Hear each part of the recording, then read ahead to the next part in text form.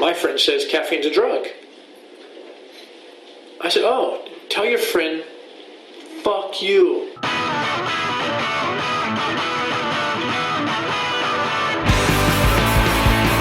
don't want to be your buddy, but just want a little breakfast.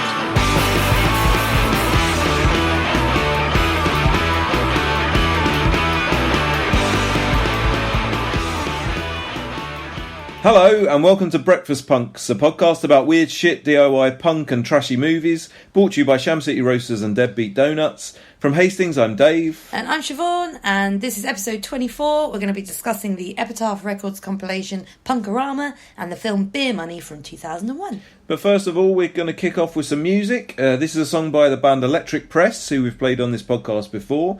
This is from their forthcoming EP, which is going to be called Destruction Tactics. And it's coming out in December. We're going to be putting it out on cassette via Toxic What's It Records.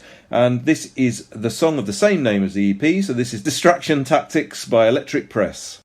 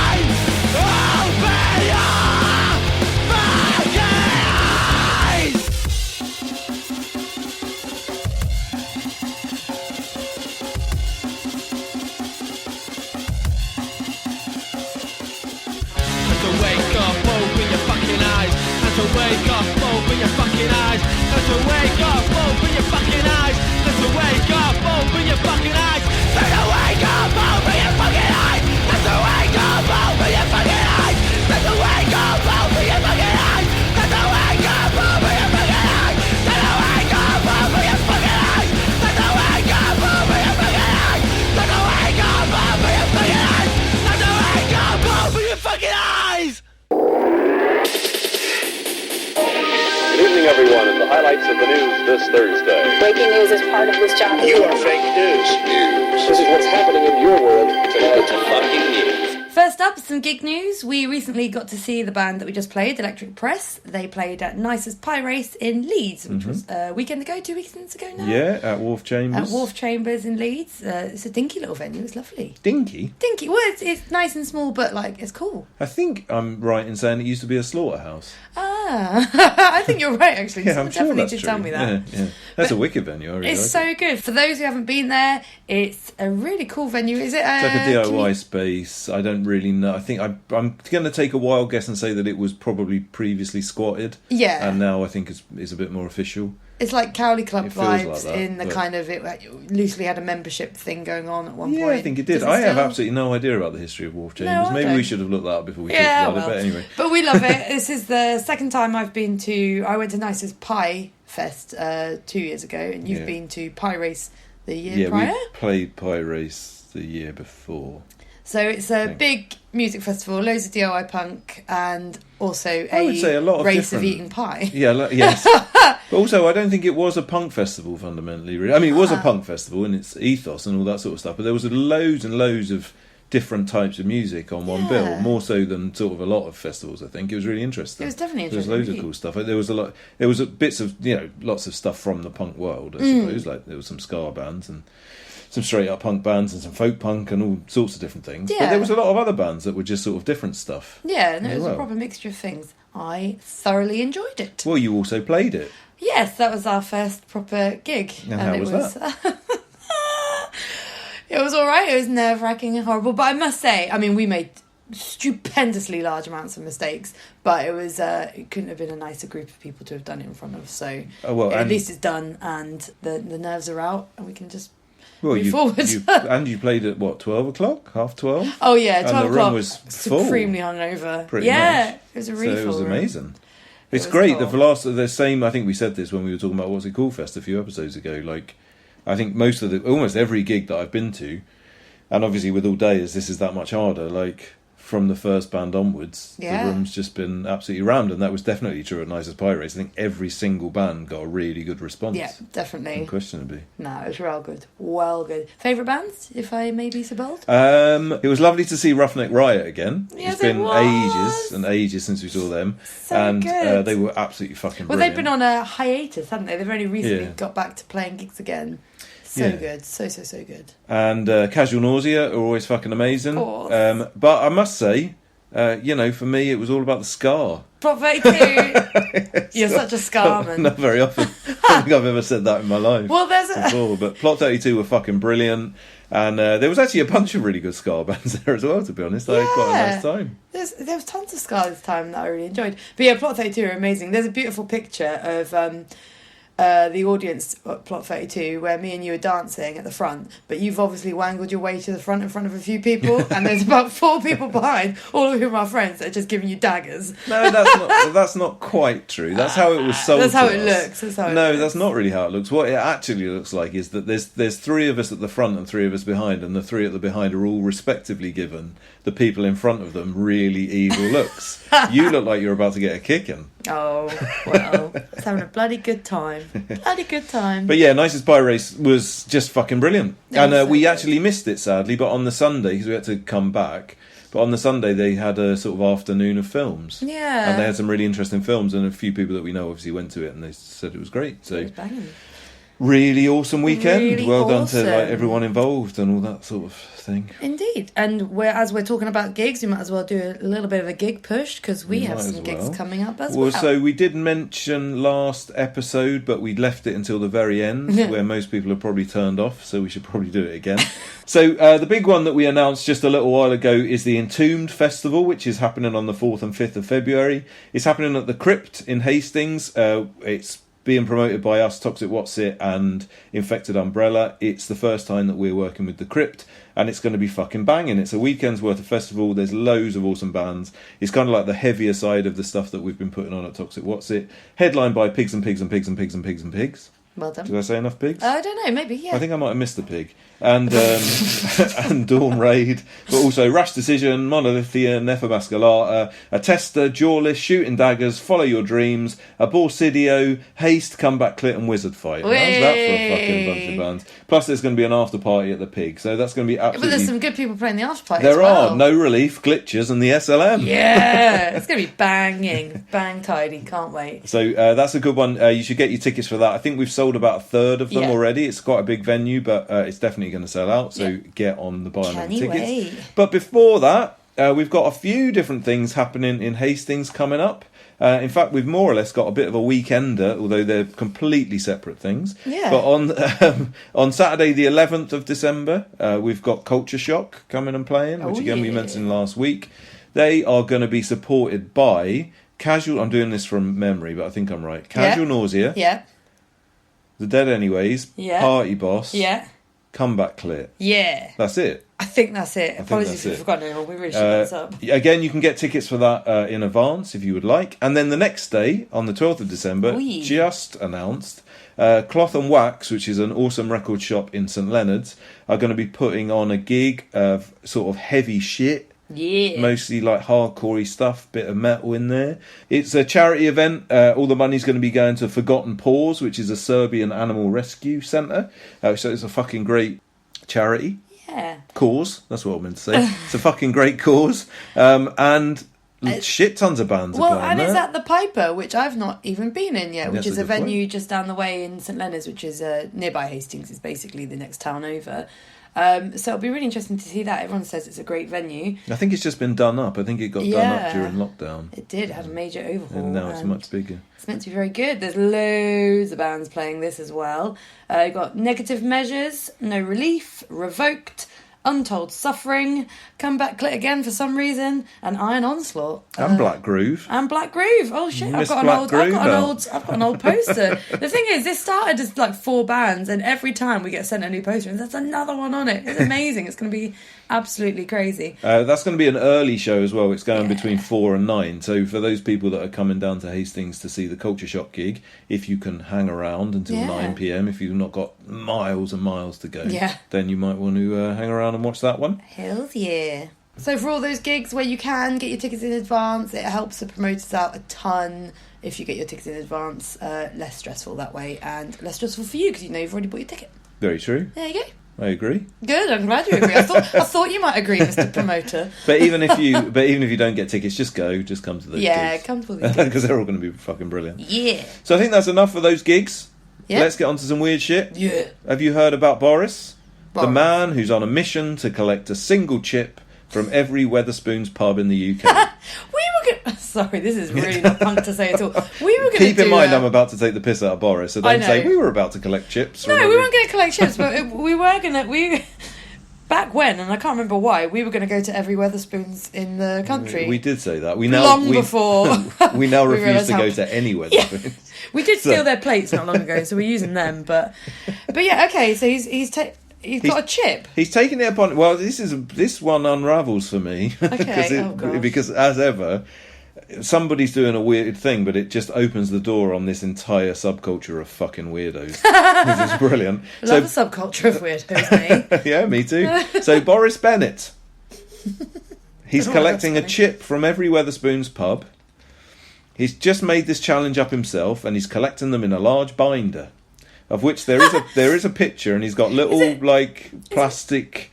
Well, like a trading card. Yeah, exactly. I mean, that's literally what it is. Oh, so instead of like a little nerd going, "You're going to see my shiny Pokemon cards," he's got he's chips. getting those grotty chips. And there's a picture of them all, and he's put little stickers on each pipette pouch. That's the word. The Mardi Gras in Trafford Centre, the Robert Shaw in West Taunton, Lord Wilson in Huddersfield. But of course, he's got all of these, and you can see about 10 of them. But of course, the chips all just look exactly the fucking same because they're literally probably from the same lorry. So Boris shared a photo of his now apparently famous chip collection to a Facebook group called Wetherspoons Poultry Chip Count. Are you ready for this?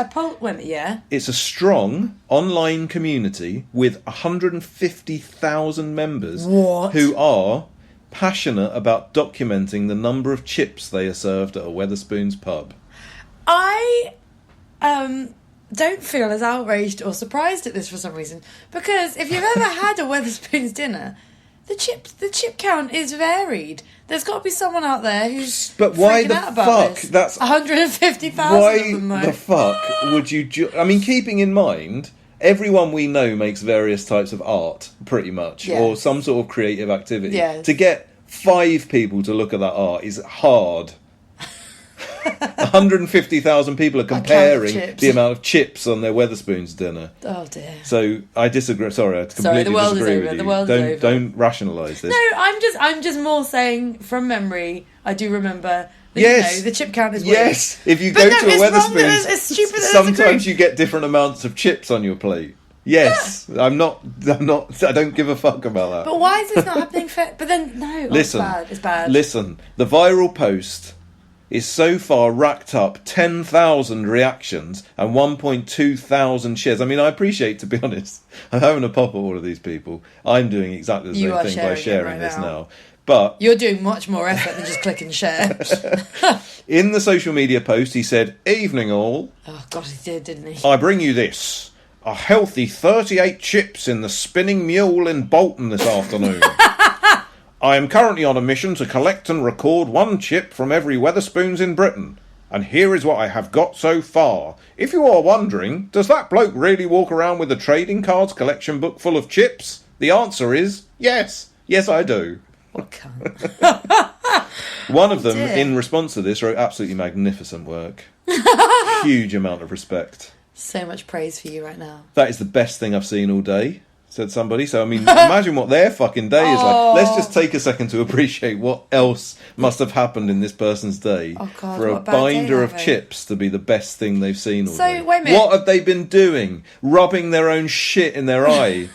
I've for seen the nothing entire but my day, own fecal matter punching all themselves day. in the genitals, and I Oh, look, a book of old mouldy smacking chips. their head against every hard surface they can find, and then they look on their phone, see this, and say, "Oh, thank God for that! This is the best thing I've Oh seen all day." God, my day is going At least better it's not now. hurting me. This brings a tear to my eye. It's What? so beautiful. Oh, Your dear. dedication to this challenge is an inspiration to us all. You may even aspire to publishing a book. What book? That book? Fuck's sake. I hope all of these people die. They might die, especially if they're staring at people Actually, in fairness, with old mouldy chips. If they're He's eating gonna die. Weatherspoons every day, I suppose. Yeah. These chips must be like disintegrated, because they're powdery at best. They must be just disintegrated pouches now. Some people have come in with a little bit of advice for him. Dear. One of them noticed that one of the pouches was a little steamy. He said, "Couldn't even let them cool down. You're going to have a pretty wet collection soon, bud." Oh God, steamy pockets. Somebody did make a good point. Hopefully the chips won't have gone off by the time you complete the collection. I think if these chips don't go mouldy in the time it takes them to go around the whole country, then surely surely no one should eat these things. So I think I have read this in passing, and I think I read somewhere in that article that he coats them all in Vaseline and various powders. Powders? I don't know what he coats them in, but he has a method for keeping them fresher looking and not that they're going mouldy. And I think it involves Vaseline in them. I'm sure. I think you're right, actually. I think I have actually read the same thing. It is just not in this something article. grim. Oh gosh. I mean, I think this just says something about the fact that on the internet you seem to be able to get anything to take off that's completely pointless, useless, or really harmful to the world. This is like a chip equivalent of QAnon. Yeah. Do you know what I mean? 150,000 people are following this Chipanon prick, hoping that he's going to collect every chip. This is what they do with their lives.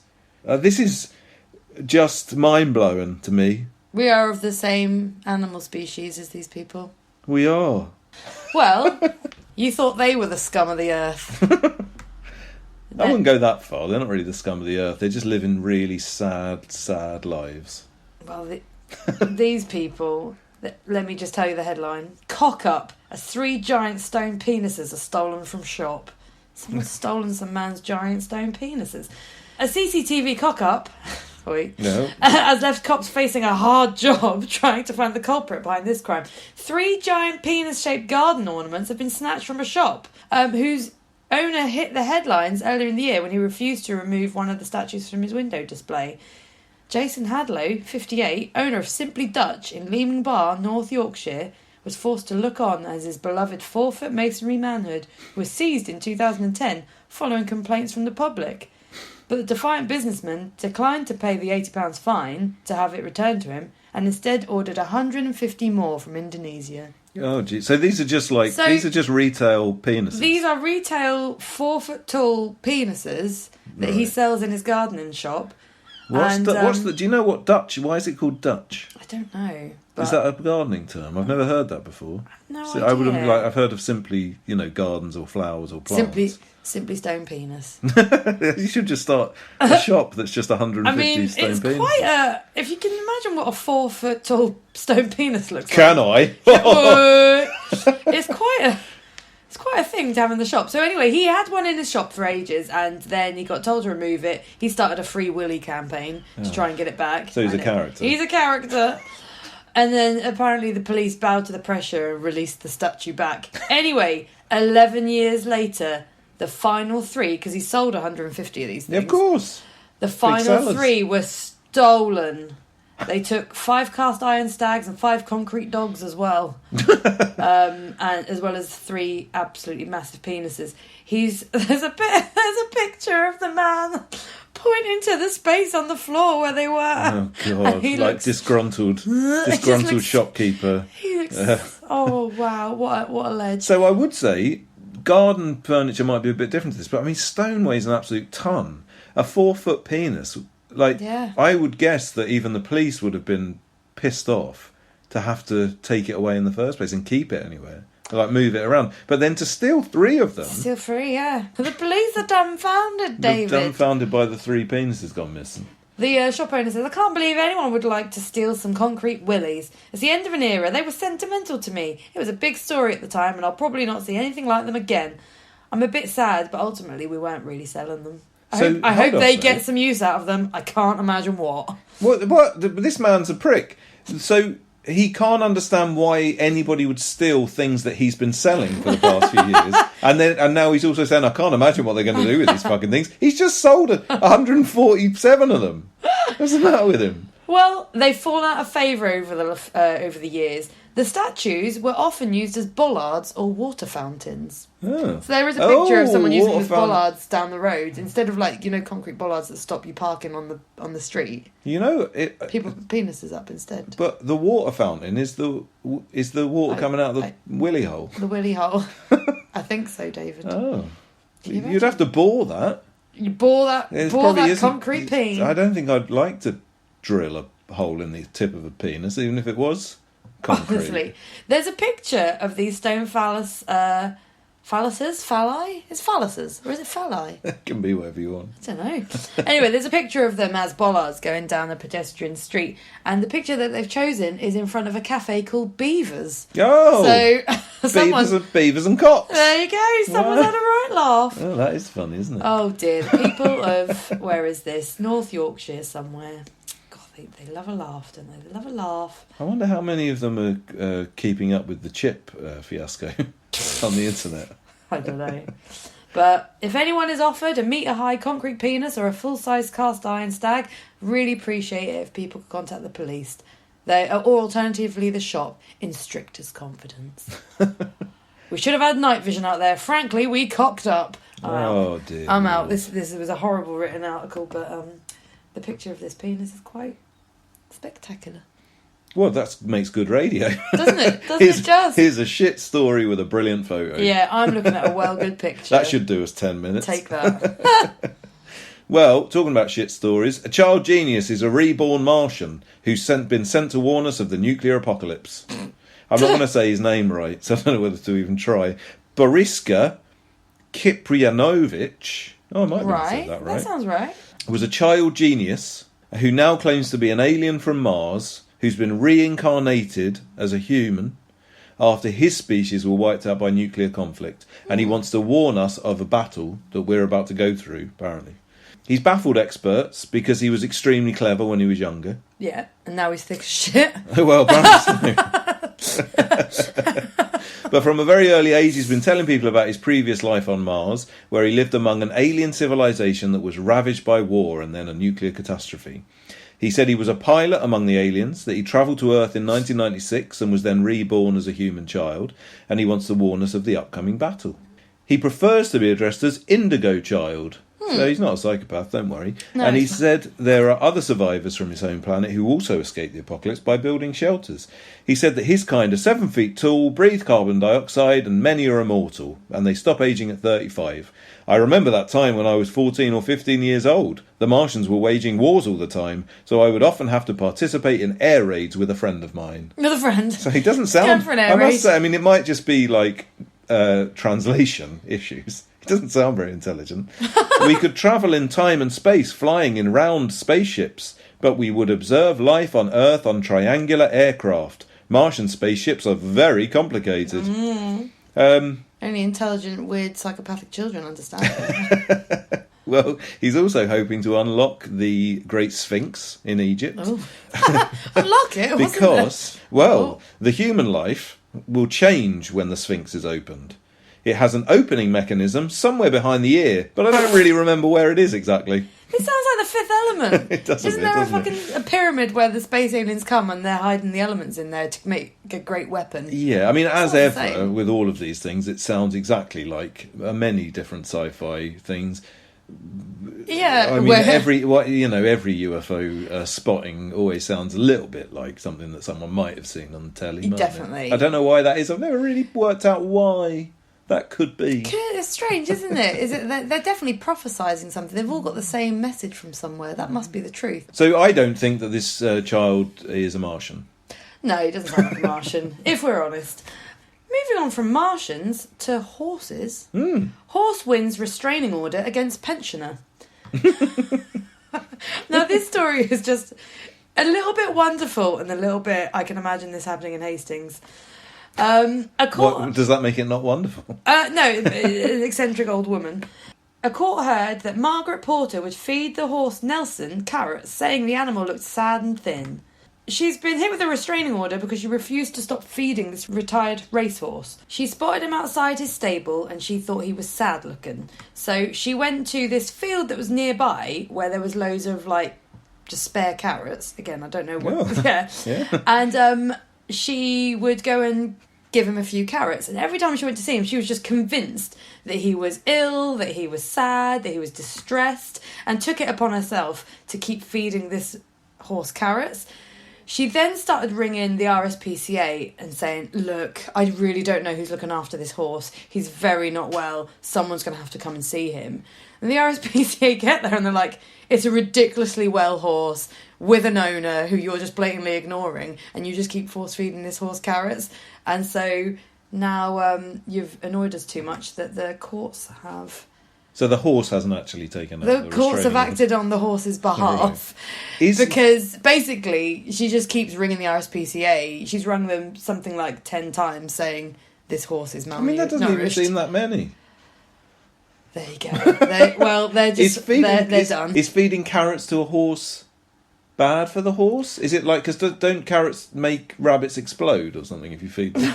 I think you're allowed to feed a horse carrots, but I think a horse that's being well looked after will be getting fed its amount of food it should be getting fed. So if you're filling it up with But carrots... this woman has decided that this well horse is really thin and not being looked after by anyone, even though they have an owner and she's going into their stables. And so not only is she overfeeding them, she's also ringing the RSPCA all the time saying, this horse isn't being looked after. And their owners must be like, who is this crazy woman that keeps walking into our stable and telling us that our horse is thin and keep feeding him extra carrots? How far away does she have to stay, does it say? It says that you must not put food in the field for the horse. You must not interfere with the horse in any way. Ooh. Further to that, you must not approach Mrs. Cook, who is the person that owns the horse, or attend her home, which is directly across the road. So so she lives across the road.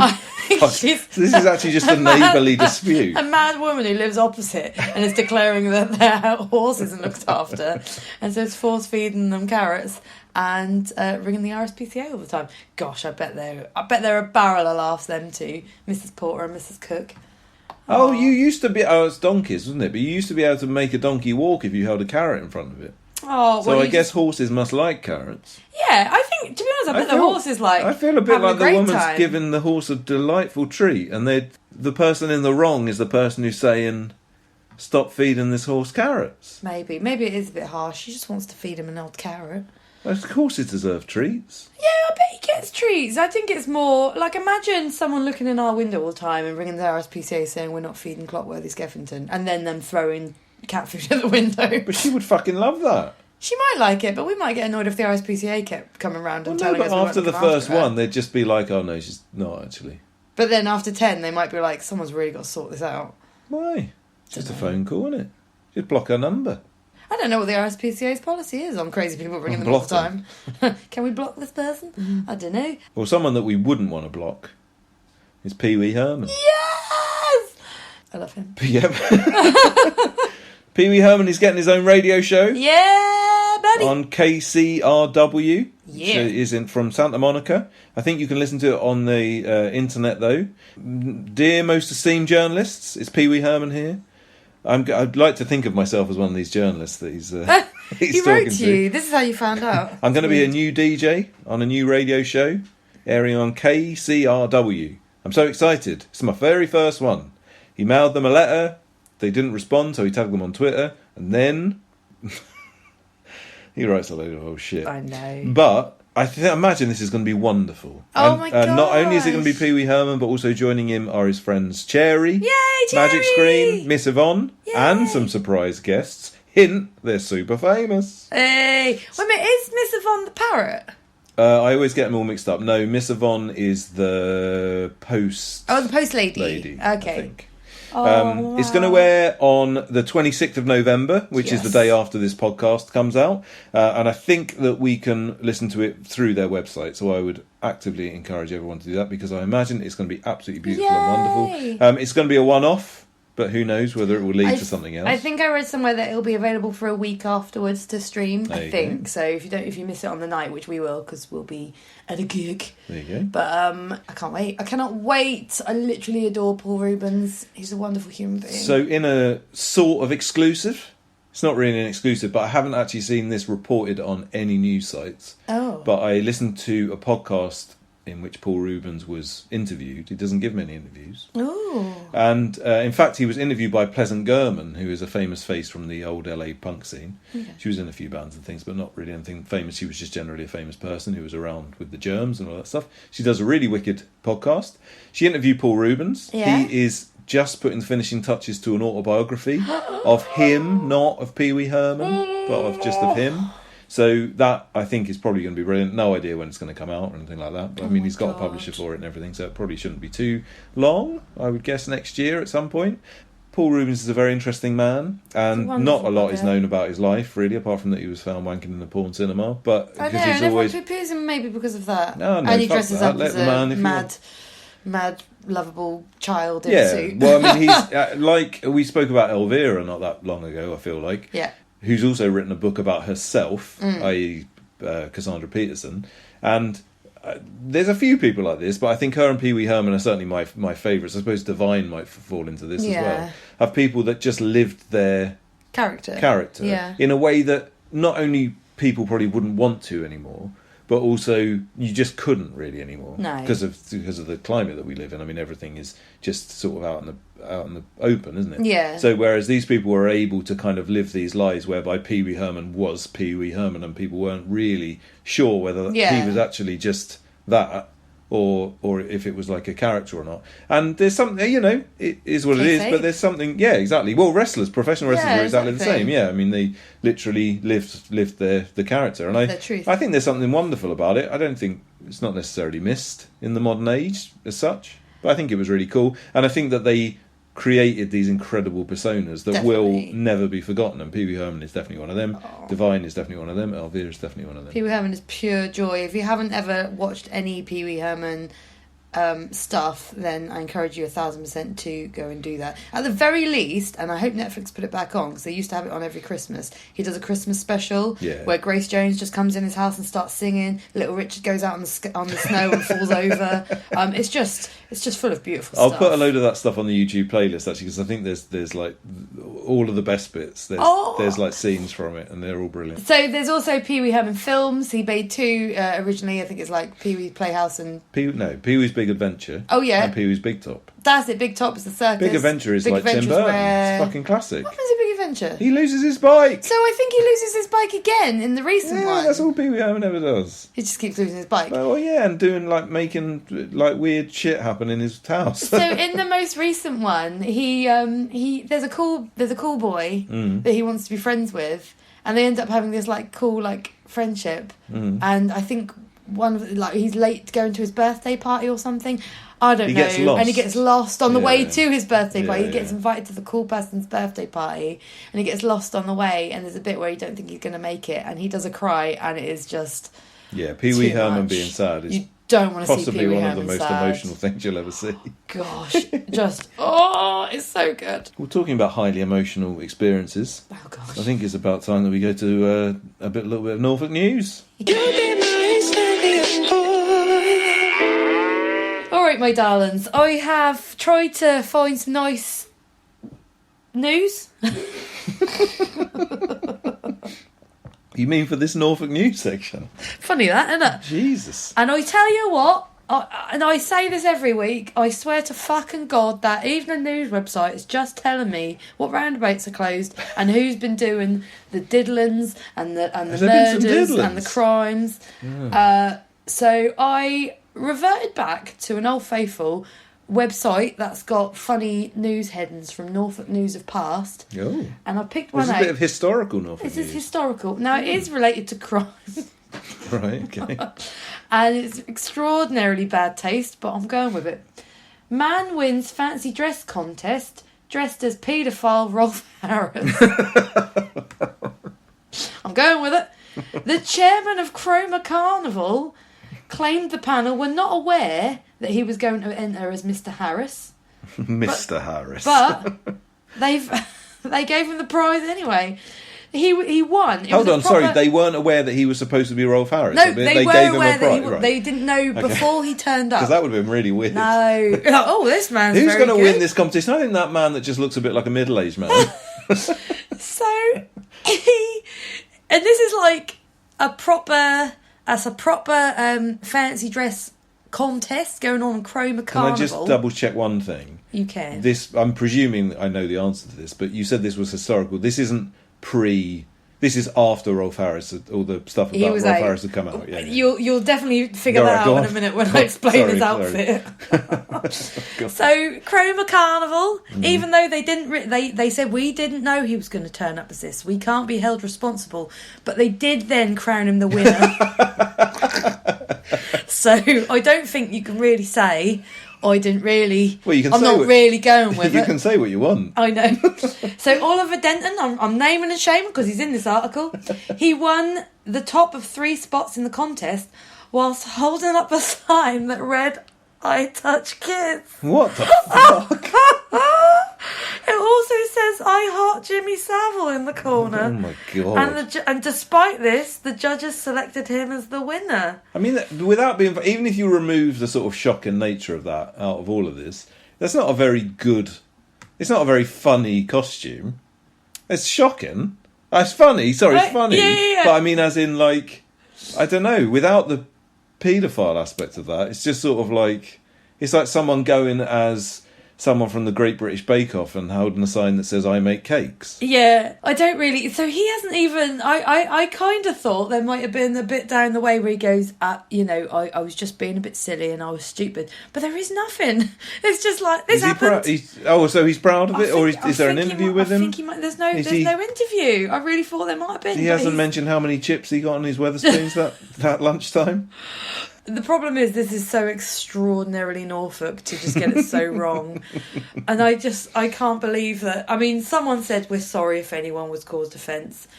And they've clarified he won one of the top 3 prizes, but not the top one. Well, so it's all right. It's all right. Fuck knows Who what the won top that? one Gary was. Glitter, probably. Yeah, someone who's like browned up and done something awful. Like, honestly, Norfolk is terrible. I've seen the fancy dress parties from my past. Go on. That I remember people. Well, my Tell dad. us about them. I know what your dad did. I don't think you should say that. I'll tell you. I'll tell you one. I won't tell the other. He dressed up as.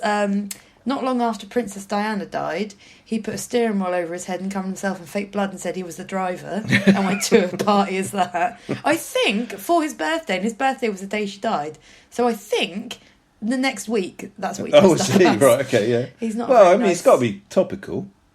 But that's not the worst one that my dad dressed up as. I really fucking hope you don't hear this, except unfortunately he'll probably still stand by it. Oh no, I don't think I can even say it. Oh my god, he's done the bad. He did the bad when I was a kid. I know. Oh god, that sounds worse than ever. He put some face paint on and pretended he was of a different ethnicity, but not a specific person. No, his outfit was. He just went as a black person. That's really bad. That is so bad. But Norfolk, and I'm not. This isn't me saying it's all right. I'm just saying Norfolk's fucked up. He went to my village pub where there's only, at this point, there's only about 1,000 people living in our little village and only about 20 people ever went to the pub. And he fucking just sat there. I mean, we did go to a fancy dress party afterwards. He didn't just do it for the night. Was everybody else in fancy dress at least? Everyone in the pub? ignored him because they're fucking racist. So he just walked in and it was just like, all right. No one would even do that. No one even said hello. No one even knew where Graham was. Because they didn't think. Yeah. No way. No way. That's what they also. That's how I remember it. They just didn't talk to him. It's fucked up. It's absolutely fucked up. And immigration's getting terrible around here, isn't it? And that's probably what they were saying. They asked my mum where Graham was. Oh my god! And I remember. And it must have been good then. It must have been a good, a well done. I don't know. Well, no, it isn't because I remember his outfit, and I can't even keep talking about this because it's really bad. But yeah, he's dressed like someone out of the 70s. It weren't good. Oh god. Yeah, that was bad. You think this Rolf Harris dressing up with a sign is bad? That's, I mean, I I suppose need to find pictures of. you don't. No. Do we have pictures? I don't know. Oh gosh. I'd like to see. I mean, See. I'll see if I can find them, and then for private view only, and I will destroy them. I definitely don't have them. My mum might have some, but fucking Nora, we went as some right old. It's absolutely not fun. What did you go as? I went as Lara Croft once. Mm. I went, and my brother went as Wurzel Gummidge. Those aren't very current. I suppose Lara Croft probably was at the time. I'm trying to think. I went as to those ones. It was more the adults dressing up. I don't really remember having to dress up those ones. But yeah, I remember Lara Croft. I think I went dressed up as Pocahontas once, which actually that's probably not really correct either. I don't think too much else. I went as like an ABBA person once. An ABBA person? Yeah, a person from ABBA. Yeah, no, I understood. I don't think I really remember too much. Oh, I remember the very first fancy dress outfit I ever had that my mum put me in. I went to a party when I must have been about 5, I reckon, and it was at the village hall. All my year group went, and kids all went as the same thing. So all the girls went as fairies, all the boys went as pirates. It was unsaid. It wasn't a pirates and fairies themed fancy dress must have just party. been the cheapest outfit. That was just surely. all the one that was 5-year-olds that available. year wanted to dress up as fairies or pirates, but not. Well, I wanted to dress up as a fairy, but my mum dressed me up as Morticia Addams. Oh. And I didn't. I'd never seen the Addams Family. She dyed my hair black with food colouring against my will. But I suppose Put me in a black dress and sent me to a party where everyone else was pink fairies. that would have almost been like actually being Morticia Addams, because the whole point of the Addams Family is that they're always around all of these like chipper 50s kids dressed up in sort of normal clothes, and then there's just a grumpy very much goth in the corner. And I very much made that truth, because they said, "Are you a witch?" I said, "I don't know," because I had no idea who I was. And my mum was just like, "That's my girl," because I don't fucking know. It was awful. Oh, that's Looking brilliant. back, That's it wicked. made me who I am today, I'm sure. But you know, I'm glad if everyone else is dressed up as a pixie fairy, be a Morticia Addams. That's what Oh, I that say. sounds a bit like a meme. There you go. I'm going with it. Could I make a meme? I'm not sure. Of yourself? I think if you make a meme of yourself, then... You're a psychopath. Yeah. I'm not sure I know what a meme is. Picture with words? Yeah. Picture with words. Learn something every day. Well, you've taken us on a little bit of a journey there, all around the East Anglias. So maybe we should move on, shall we? Let's do that. So this song is from Anthrax, and it's called Beg Society. Anthrax are from Kent and Hastings. And other places too, I And think. various other places. Yeah, but someone's moved to Wales, apparently. Oh, lovely. Love a bit of Wales. All the best places. Mm-hmm. This is from their upcoming album Surf's Out, which is coming out on Grow Your Own Records, which is the record company that Gary and Steph run, who are in Anthrax. Mm-hmm. And I think this is a bit of an exclusive. well, it will be. It depends when you listen to If this. you listen to it on the day this comes out on Thursday, You it is an lucky exclusive, people. It because is. the album's only getting released on Friday. There you go. It might even be So- Saturday. You might even have Maybe 2 days Saturday. of grace to listen to this There you exclusively. go. Can you imagine? We are very extraordinarily lucky because we have heard the whole album, and it's a corker. It's amazing. Corker We of one. so I would say we always go on about Grow Your Own Records being amazing and how much we love them. Yeah. And we've played loads of stuff from their other bands over the course of this podcast, and probably. Whatever this album would have sounded like, we would have said, "Oh, this is amazing." Yeah, 'Cause, true. because they're wonderful people. But this is fucking amazing. This is genuinely one of the best albums I've heard all year, if not possibly the best Yeah. album I've heard all year. It's a It's all we've been listening to for the last couple of days. It's so good. So I really would push you to go and give this a try. Give it a I'm try. sure loads of people are probably listening to the new Anthrax album. Of course they are. Yeah. But definitely, if you wouldn't normally, go and listen to this, because it's fucking banging. It's so good. Also, if you have the opportunity to buy it, please do, because the effort that Gary goes into creating these packages is just extraordinary, and they're such beautiful things to physically own. Yeah. I think the CDs are coming out when this is released, and then they've got vinyl coming out in December. Yeah, I think it's, yeah. But whatever you get, the packaging and just everything that goes into it is an extraordinarily large amount of effort, and it's so beautiful. So anyway, this is Anthrax with Beg Society.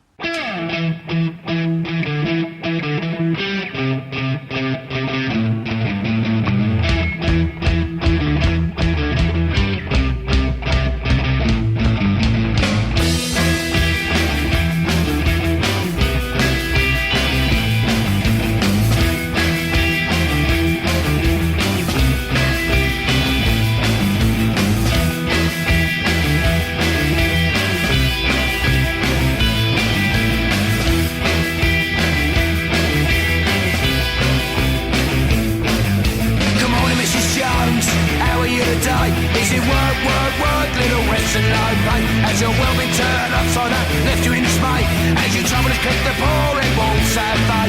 Now you're caught in this money circle that's making you to pray, and the loan sharks are circling, ready for the slay. Did you ever think your life would end up this way? Did you ever think your life would end up this way? See, we're rolling this together, this big society, and the safety net is bursting, stretched to full capacity.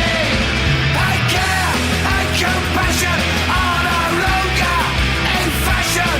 Once again the tables get turned as the poorest gets burned.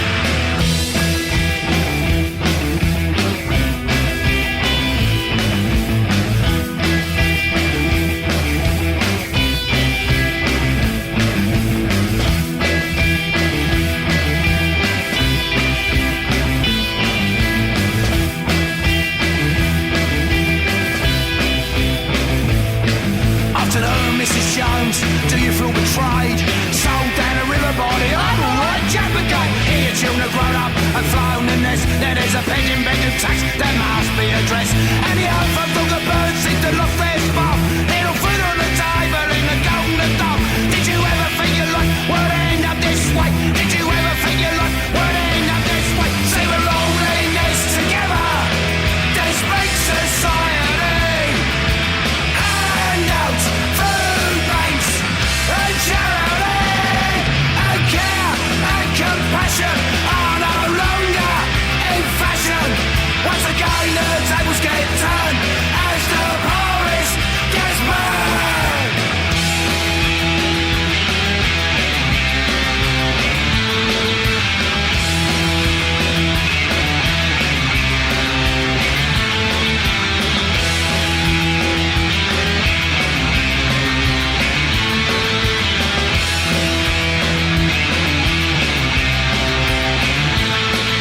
Tonight, Mrs. Jones, your buns are growing old, and frozization left your hand in the cold.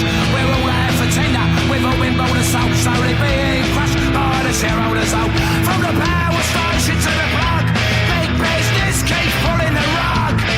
Right from out from under our feet, with the option of 8 or 8. See, we're rolling this together, this big society, and the safety net is bursting, stretched to full capacity.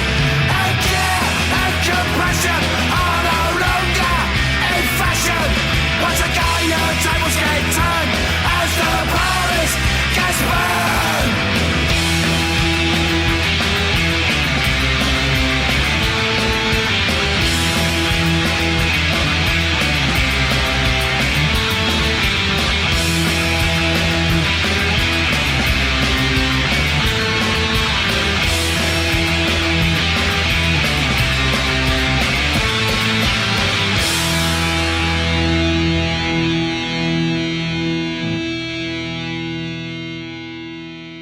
Welcome back to the Breakfast Punks podcast. We're going to move on to our main section of the episode now, which is the 1994 compilation album Punk-O-Rama, which was released on Epitaph Records. Punk-O-Rama became a series of samplers, for the most part, of the bands that were on Epitaph Records that were released throughout the 90s and noughties, and possibly even later. But the first one, which was just called Punk-O-Rama, wasn't really a label sampler as such. It was released more as an actual compilation. Label samplers, for those who aren't aware, because they don't really exist anymore and haven't existed pretty much since the internet was capable of sharing music with people, were very cheap CDs. They did sometimes get released on vinyl as well, but for the most part it was CDs just to keep the money down.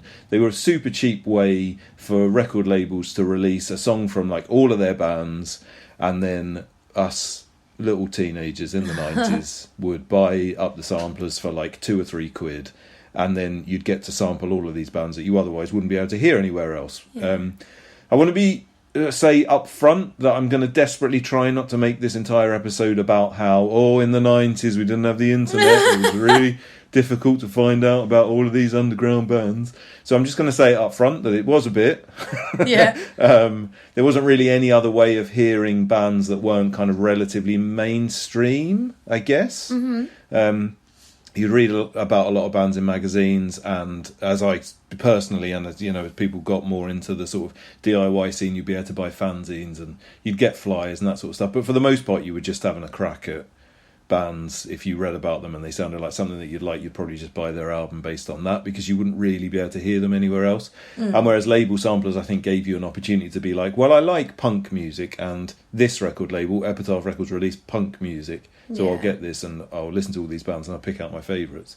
It paved the way for other labels to do the same thing as well, and this was the first kind of punk label that was doing that. Well, so again, I think one this that was is of the bigger. Yeah. Oh, I mean, definitely. I mean, the other really interesting thing about this album, just quickly to say, is that it came out before punk broke for like the fourth time or whatever it was. This literally got released in 1994 before Smash by the Offspring sold 12 million copies, and about the same time as when Dookie came out and was like about to sell God knows how many, 20 million copies or whatever it was.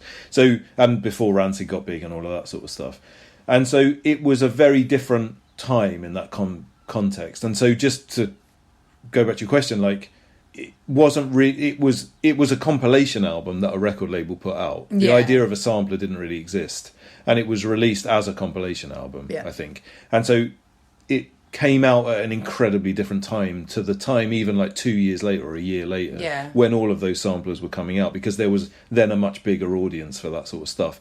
And so the capability for other labels to actually do that, and there'd be an audience for it, not just this one, but then other people were doing it, and those people are buying it because it become a big thing. Yeah, exactly. And I think, well, the other important thing, and I think one of the reasons why samplers got really big was because, for example, when the Offspring sold 12 million albums, if you released a compilation that was £2 or £3 that had the Offspring on it, particularly if it had an unreleased song on it, millions of people would buy it. And so as a result of that, samplers became worthwhile, because a lot of people that weren't necessarily like music nerds or like super into like punk and stuff would buy a sampler with an Offspring song on it and then suddenly find out about, Gas Huffer, or 10 Foot Pole or whatever. But that wasn't the case when this album came out. And I think one of the really interesting things about this is that, so we'll go through all the bands that were on it, and I'm sure most people probably know this album, or at least have an idea of what sort of bands were on Epitaph at this time.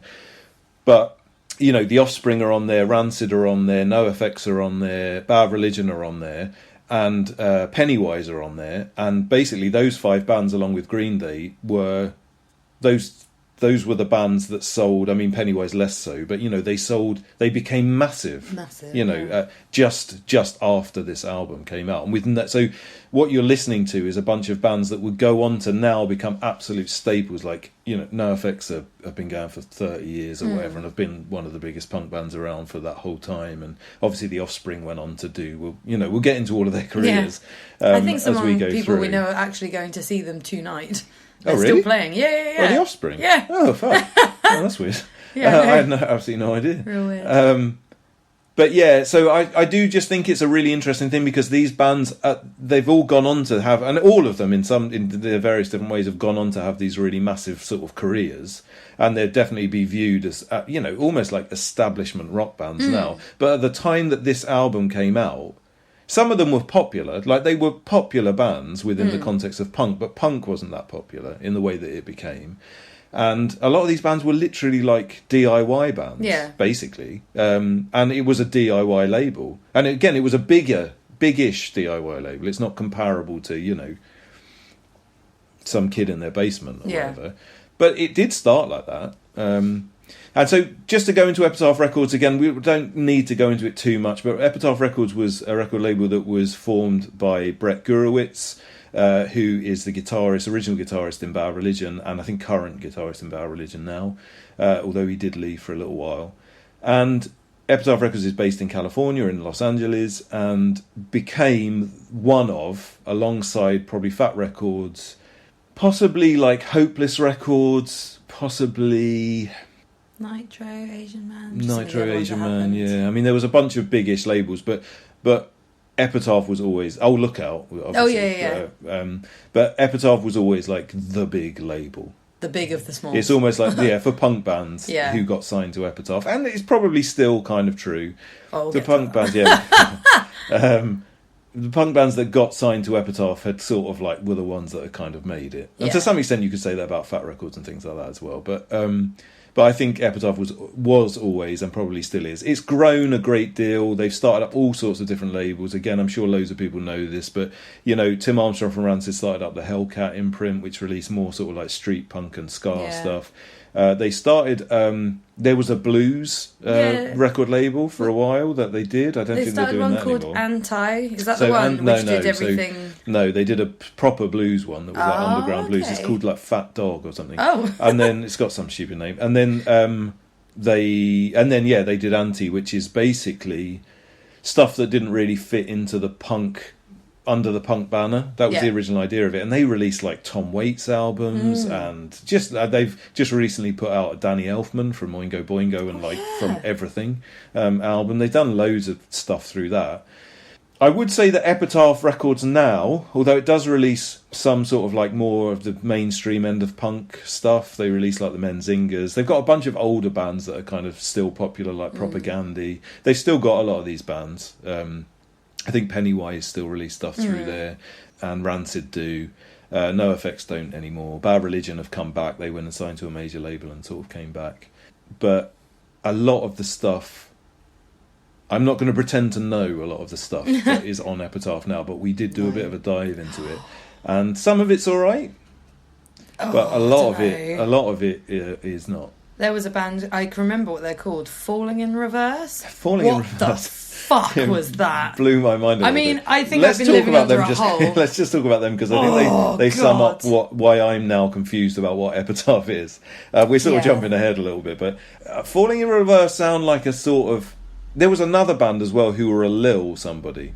You know, the people that are a Lil that has face tattoos. A boy that has face tattoos who sounds like, and both of these bands, I think Falling in Reverse are slightly older, and I can't remember the second name of the Lil boy, but Little Psycho or something. It might have been. It might have been, yeah. I don't know. But they sound like, the Lil person, sounds like Newfound Glory played through a synthesizer. Yeah. Like, it's the most pop thing.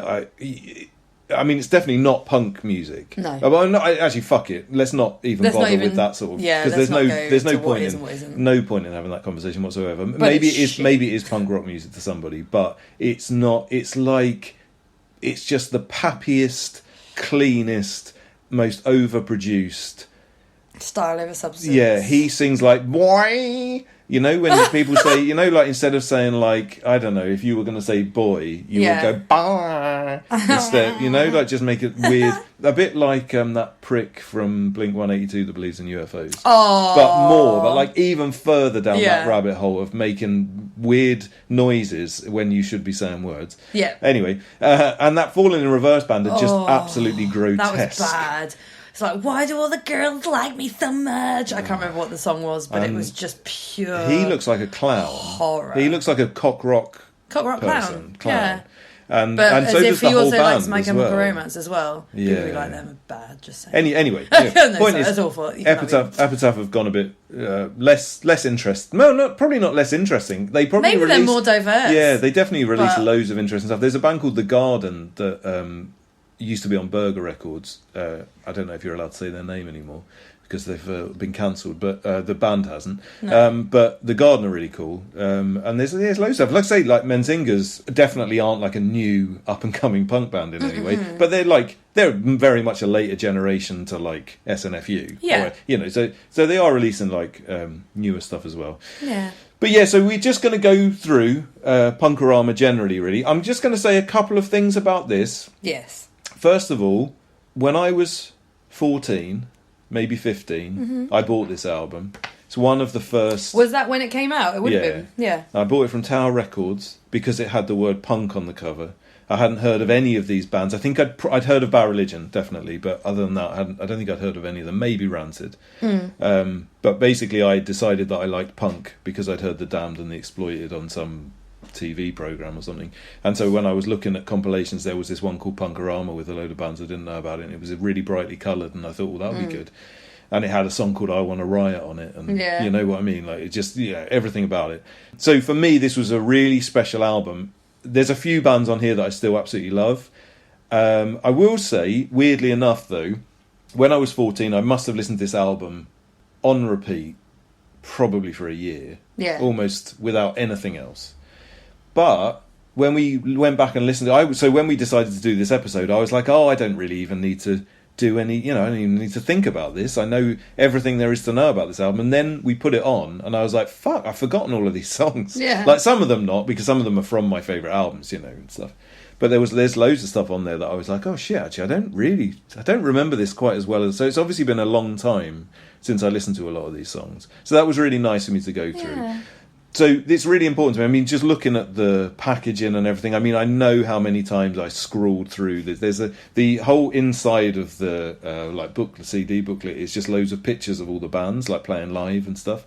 And me, age 14, who'd only been to like one gig, would just looked at the pictures of these bands over and over again. Just oh my god, I'm trying to work out, because they don't say who they were, so I was trying to work out who was who and what members were in what bands. And then slowly but surely I bought albums by probably almost all of these bands, if not all of these bands. Saw a lot of them live, and then this became, it turned into like the thing that I was into. There are some negative aspects to it. There isn't a single female on this entire album.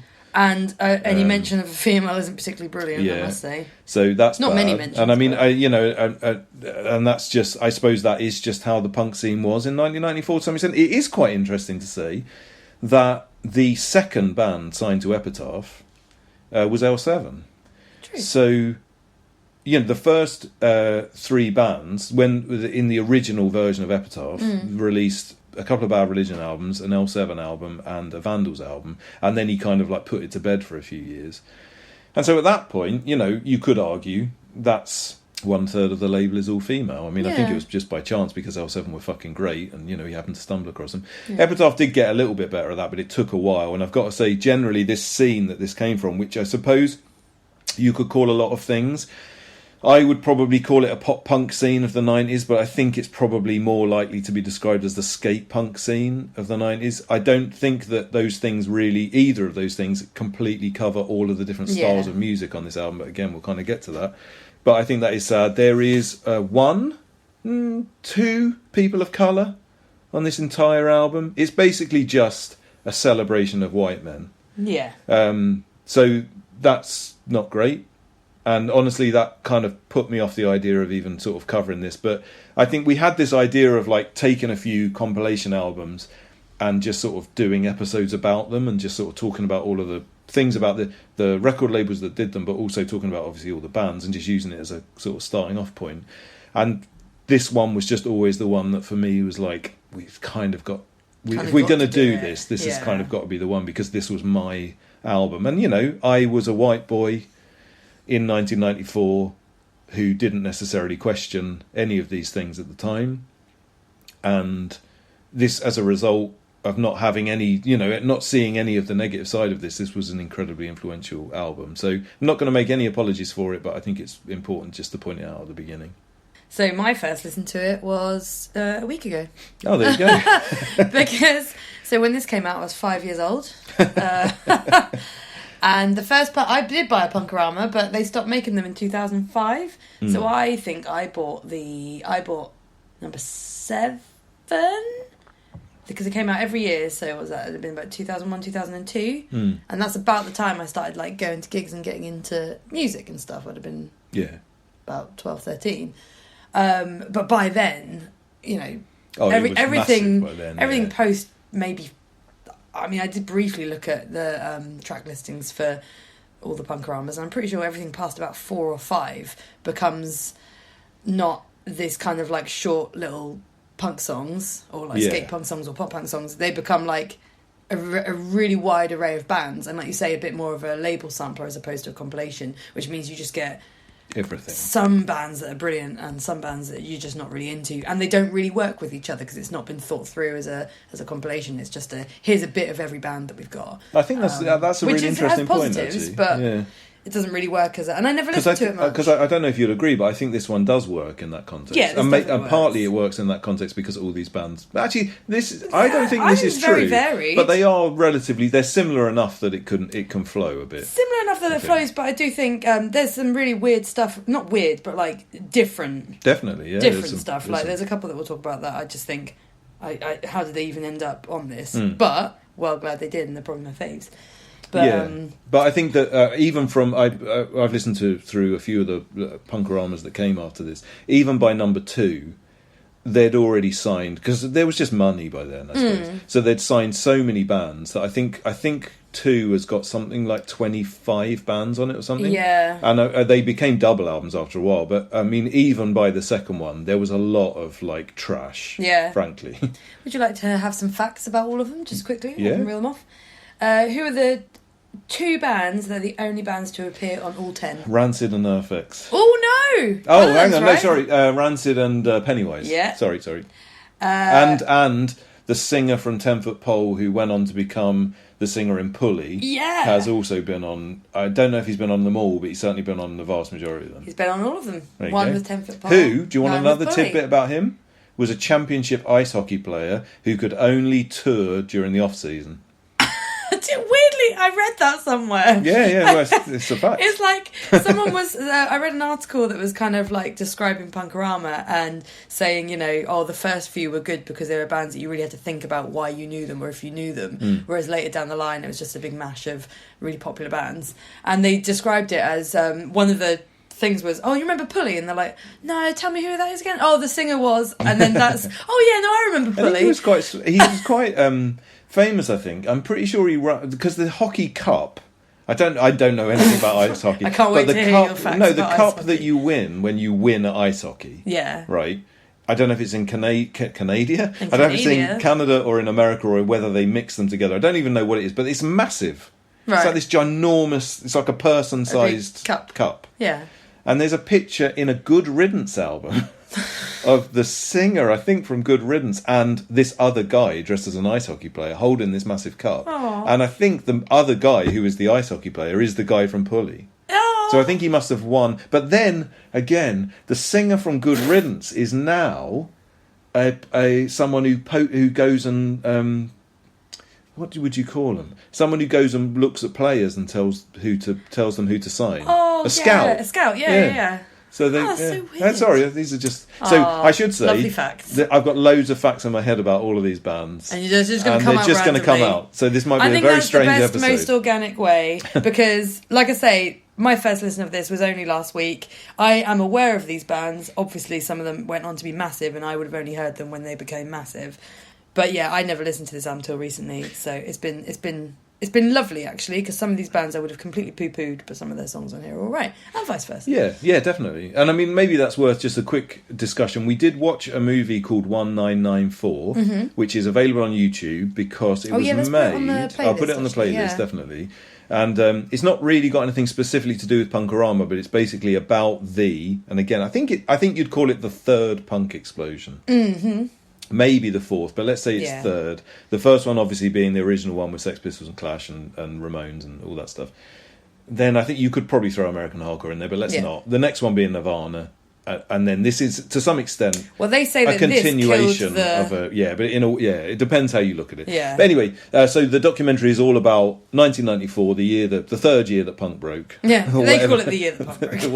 whatever, however you want to put it. Yeah. And it's an interesting film because it was made and completely finished. There's interviews with like everybody involved. So there's the Offspring, Billy Joe Armstrong from Green Day, all of the Fat sort of big Mike, names, Fat Mike, everybody that you can imagine is interviewed on there. But when they finished it and they made this full length film and it's really well made and everything, they couldn't afford the rights to any of the music. Because there's music by Green Day and there's music by The Offspring and all this stuff. So as a result, after, I think it was about 10 years of trying to get the finances together to actually be able to release it, the director just said, fuck it, I'm never going to be able to get this out, and he just put it up online for free. So as a result, now it just exists online. Yeah, but it's worth a watch. But it's quite a good film. It does go more into, it's literally from the point that we're about to be talking about onwards, I would say. What I would say is interesting about that gap is it ends with all these people being like, I think the Offspring have...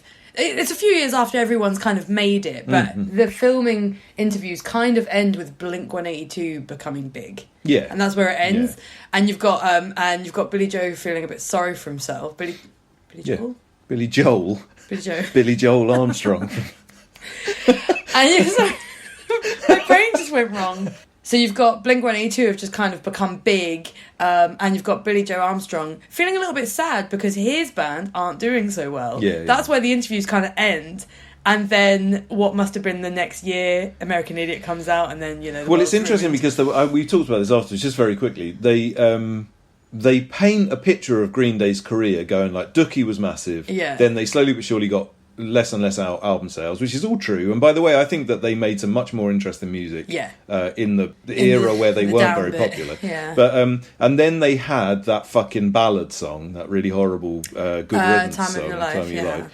And that was featured on a TV show, Seinfeld. It was on Seinfeld, and so as a result, they paint that as like then Green Day came back with this massive hit, and now they're big again. And it's like, actually, yeah, sure, I think that song did get in the charts and stuff, but in comparison to them, what happened where they became like stadium rockers? Yeah, now they've got musicals after them. It's quite interesting because they paint that as a kind of redemption story, but actually the redemption story hadn't really started yet. But when they release it, it does, because they're able to. By the time they've decided, fuck it, we're putting it on the internet, they do follow-ups on how all those bands are getting on, and they're like, yeah, Green Day went on to be all right.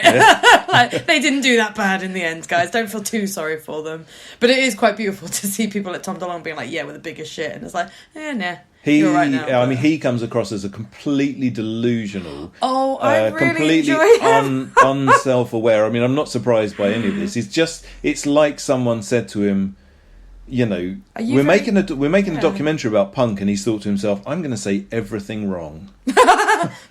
just for a laugh, but he definitely isn't having a laugh. I'm definitely going to say it as if I think everything 100%, though. Oh no, also, he definitely does. You did your teeth, Tom DeLonge. Why are your teeth so straight? He's a monster of immeasurable proportions. I think he's really. I just look at him as someone really vulnerable. He is vulnerable, but he's got a lot of money and he's very comfortable, and he's buying a spaceship, so he's all right. He's doing good all on right. him. I hope he goes into space. He's going to get on a really rickety rocket, literally one day. lost in space. No. With a robot friend. Oh, bless him. I don't enjoy him, but I do just want to make sure he's all right. Right. Well, let's move on to the bands that are on this. Blink-182 are not on this, thank goodness. They're certainly not. So Blink-182 were just about around at this time. I saw them in a pub play in front of about 10 people. Because they get taken on tour. Maybe. Oh, I was on that. I wasn't on that tour. No, but I saw that. They show. So they support. Yeah, they were supporting Lagwagon. Yes, and they played the Astoria. That was much bigger. But before that, they played a pub, and there was a crusty punk with a book of matches, and he was just flicking matches at their head. There was literally 10 people in this room watching Blink-182 just embarrass themselves in front of fairness, these, they would have been crusty singing punks. about. Oh no, totally. Dogs. Yeah. No, absolutely. Well, I mean, I think it was knowingly done. I think they'd upset people, so we just started throwing fire at them. Which I think is the perfect reaction to Blink-182. Fair enough. Yeah, they did all right. They did all right. So, the first band that's on here is Bad Religion. Of course. By this stage, Bad Religion had actually signed to a major label. And it's a weird thing because they signed to a major label when they released Stranger Than Fiction, which is the first album that I ever heard by them and is actually my favourite, but I don't think anybody else would feel that way. But it is the album that sold the most copies. I mean, copies? It is the album that sold the most copies. One of the really interesting things about watching all of this stuff is that they all talk about the amount of records they sell. Record sales is extremely important in a way that just doesn't really translate that well into 2021. Because what I absolutely adore is they're like, yeah, it went gold, but it took... No, not this particular one, but like when like various like Pennywise talk about theirs, they're like, yeah, our album went gold, but it took like 10 years. Yeah, and it's just like, yeah. But I mean, it's you're just right. like you just wouldn't 500,000 copies of an album. I don't think. I might be wrong here. I'm sure some people do, but I don't think like Coldplay would sell 500,000 copies of a CD. See what you mean. It doesn't really happen in this. anymore. I might be wrong. Maybe I'm wrong about like really, but I know like I think Haste have sold about 5.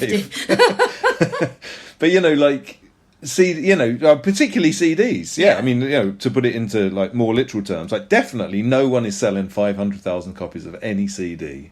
I mean, if you almost did, you'd be the biggest band in the world. Yeah, I mean, unquestionably.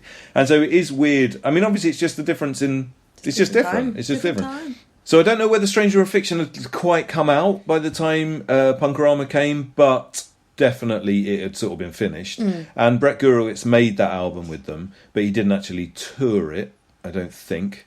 He left almost immediately afterwards. I think at the time it was kind of generally considered that he was pissed off that they'd left Epitaph, but I don't think that's entirely true. I think what actually happened was I think Brett Gurewitz is more of a businessman than he is a guitarist. Yeah. Honestly. So I think that he decided he was going to spend all of his time Doing on his Epitaph. label, yeah. And I'm glad he did, for one reason. Just quickly, he released a 1 7-inch with a band that he started post Bad Religion. The band was called Daredevils, and they only ever made 2 songs, but they're 2 of the greatest songs you'll ever hear. Aww. So if you can ever hear... Again, I'll put it on the YouTube playlist because I'm sure... I think there might have been a video for one of them. It was Hate You and Rules Hearts. They're the 2 songs. Oh, that Hate You song's awesome. They're both fucking amazing songs. And generally speaking, I think Hate You was... Everyone thought it was about Bad Religion. I don't know whether that was true or not. But if it was, then all the better. No, it's brilliant because... Well, 2 of the greatest songs he was end. ever going to write came as a result of him leaving Bad Religion. But Bad Religion, amazing band, obviously still going.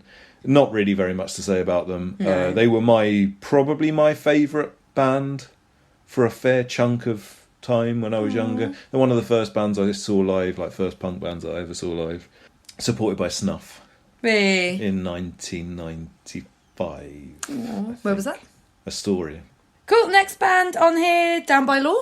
This isn't in track order, by the way. I'm just calling out the bands as I see them on the list here. There's a very interesting thing that they do with the track listing on this. They never put it on there. Not very interesting at all. No, it's just completely random on the back of the CD, and they do this on the first bunch of Punk-O-Ramas. They just got a load of band logos in a completely random order with the songs sort of printed over the top of them. But there's absolutely no sense to them whatsoever. Yeah, there's numbers next to them, but you have to really look carefully. But the numbers aren't in order. No, exactly. And the bands aren't in any specific order. Like the bands aren't in alphabetical order, or they're not in...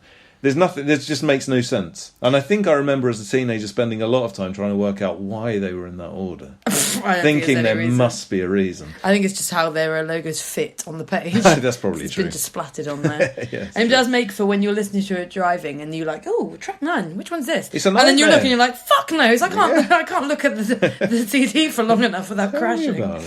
Oh gosh. So anyway, the next that I can see on here is Down by Law. Yes. So and this is a beautiful song on there. I don't really know that I know Down by Law, if I'm honest. No, well, so Down by Law is Dave Smalley, who was in Dag Nasty and All and DYS, and has gone on to do some solo stuff. And Down by Law is still sort of going. I think they actually released something relatively recently. This is from an album called Punk Rock Academy Fight Song. And Punk Rock Academy Fight Song is a fucking brilliant album for about, I would say about... half of it? Maybe just over half of it. Oh. I think give it the benefit of the doubt. I think about 60% of the album is fucking bangers, one after the other.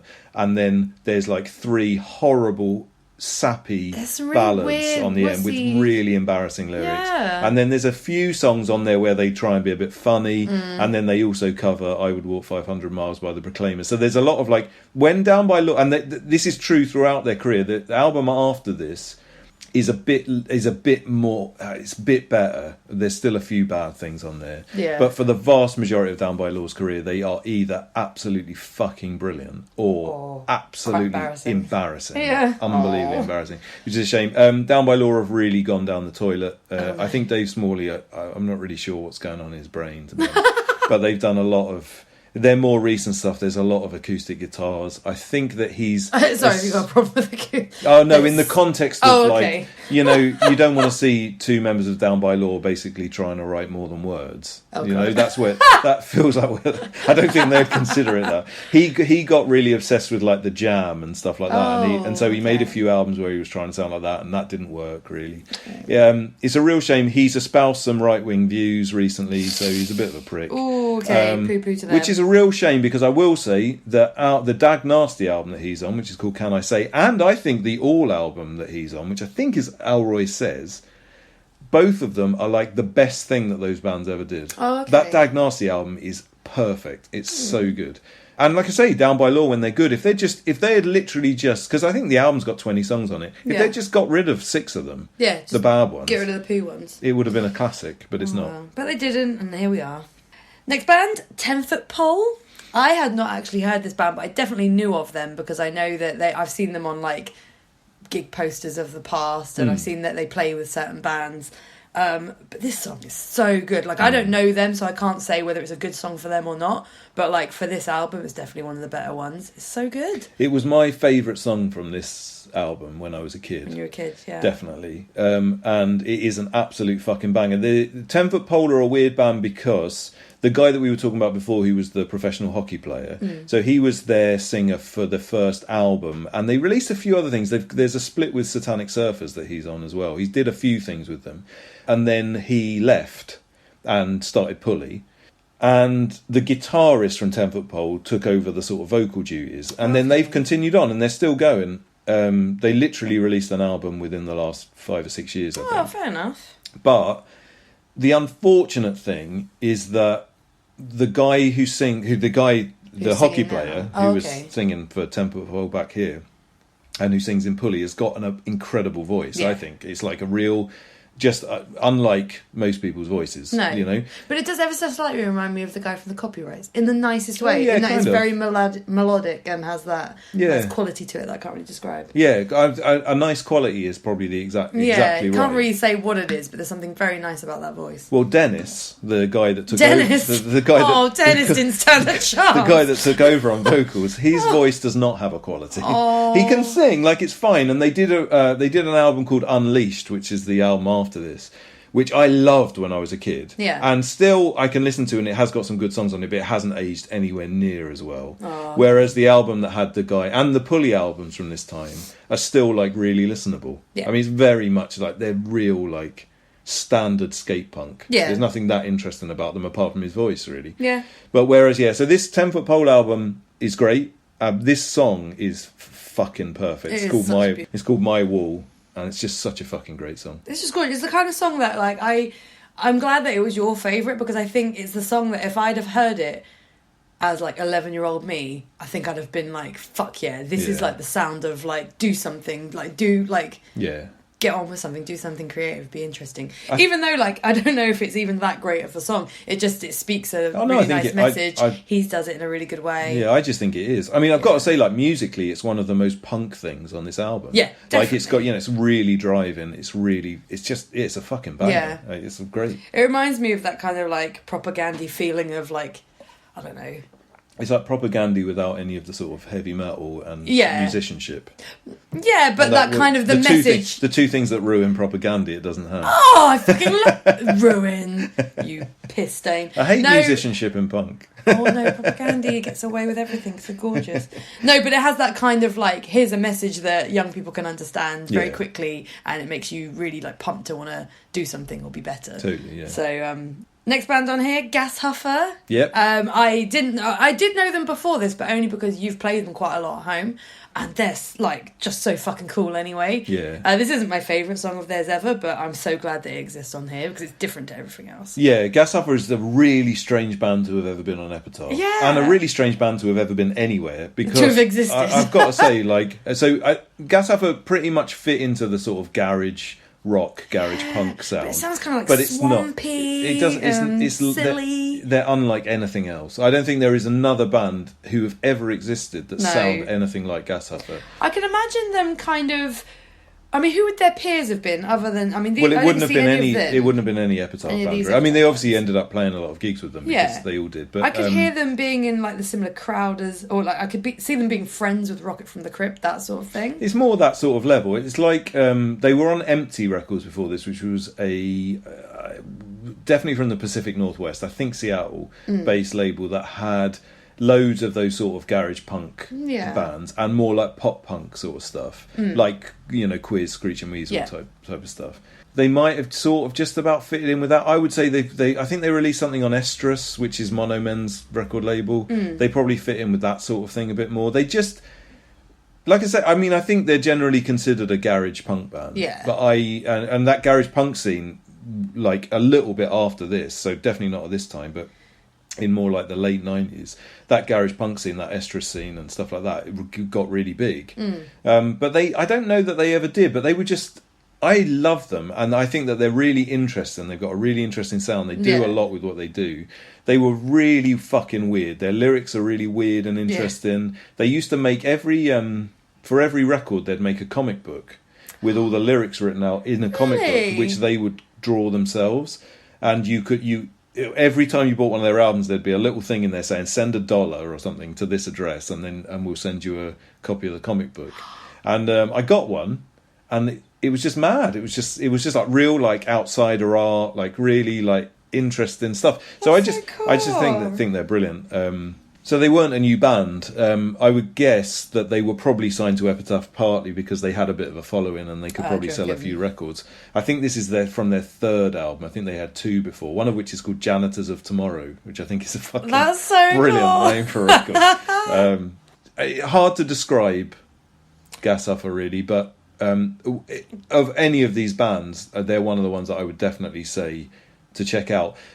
For me personally, as a 14-year-old listening to this, I always just thought, what is that weird noise? I bet you thought that was difficult as a 14-year-old. I didn't. In fact, there's a couple of probably my two favourite bands that came out of Punk-O-Rama. When I heard them on this, you didn't like them I didn't like them because it didn't make sense to me because I was 14 and I just like the sort of poppy shit. Yeah, you need the easy to kind of like understand stuff. Yeah. Gas Huffer were definitely weird. One of them. Yeah. But like listening to them now, like they're just so cool. They I don't know, just something about that creepy, weird, garagey sound. Yeah. Nice. Speaking about cool, let's go on to the next band. Yeah. Well, I want to dislike this more than I do, but so The Offspring are on here. They've got two songs on here. Mm-hmm. And when I first started listening to this in the car because I come in with the preconceived concept that Offspring are a bit shit. Mm.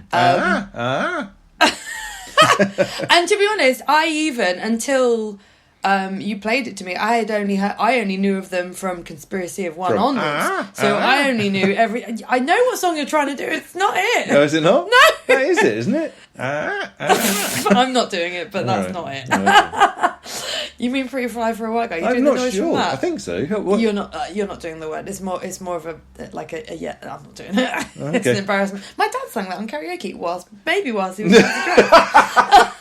That was one of his karaoke songs. God, that's anyway, a picture. We'll put that on the YouTube playlist. I'll find it. But so I only knew them from We've Gone Completely Shit onwards. Yeah. So when I heard Smash, I was like, oh, okay, they had some quite catchy, good songs. I can imagine that they would have been respected at one point.